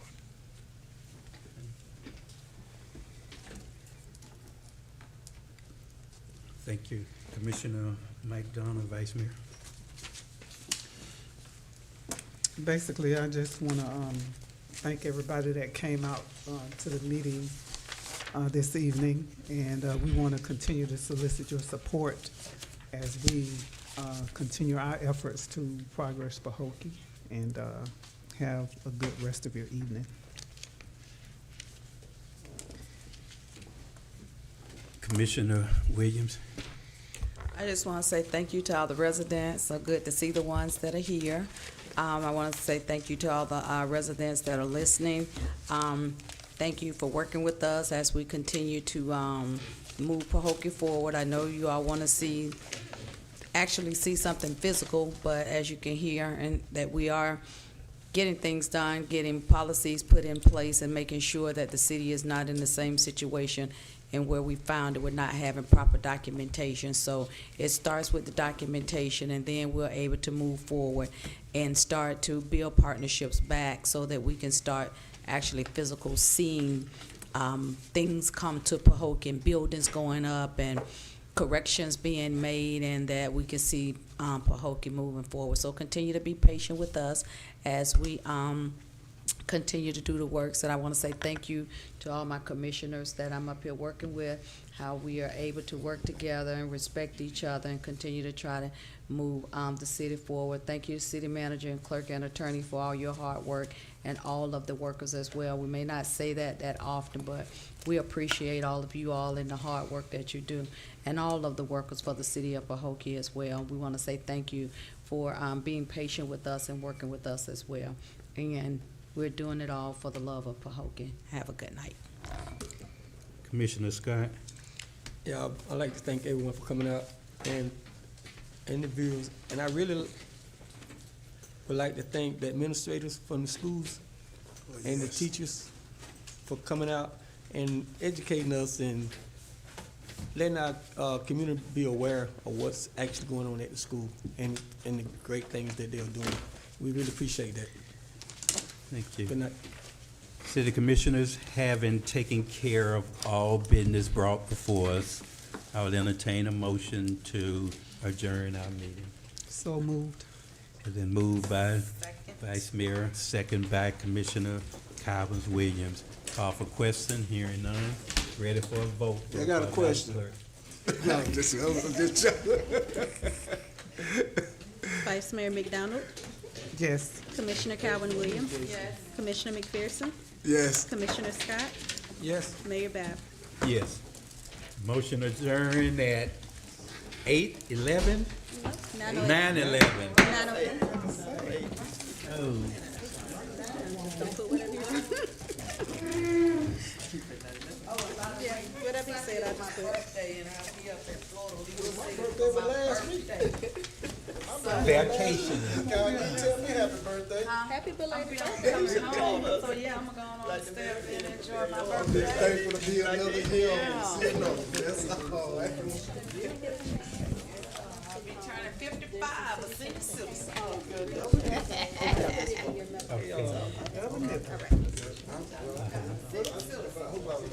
You might not.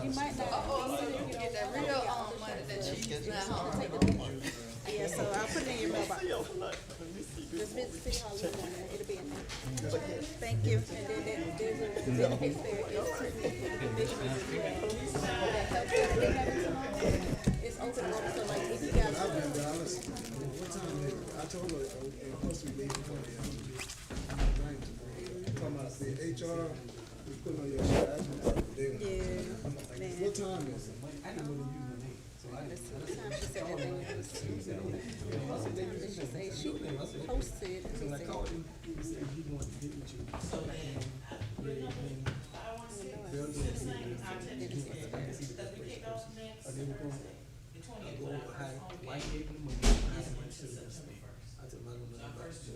From 9 to 1, 9 a.m. to 1 p.m. Okay. All righty. All right, we gonna get us a basketball. We don't want no state basketball, volleyball. We need to stay volleyball. Commissioner Scott. Commissioner Scott.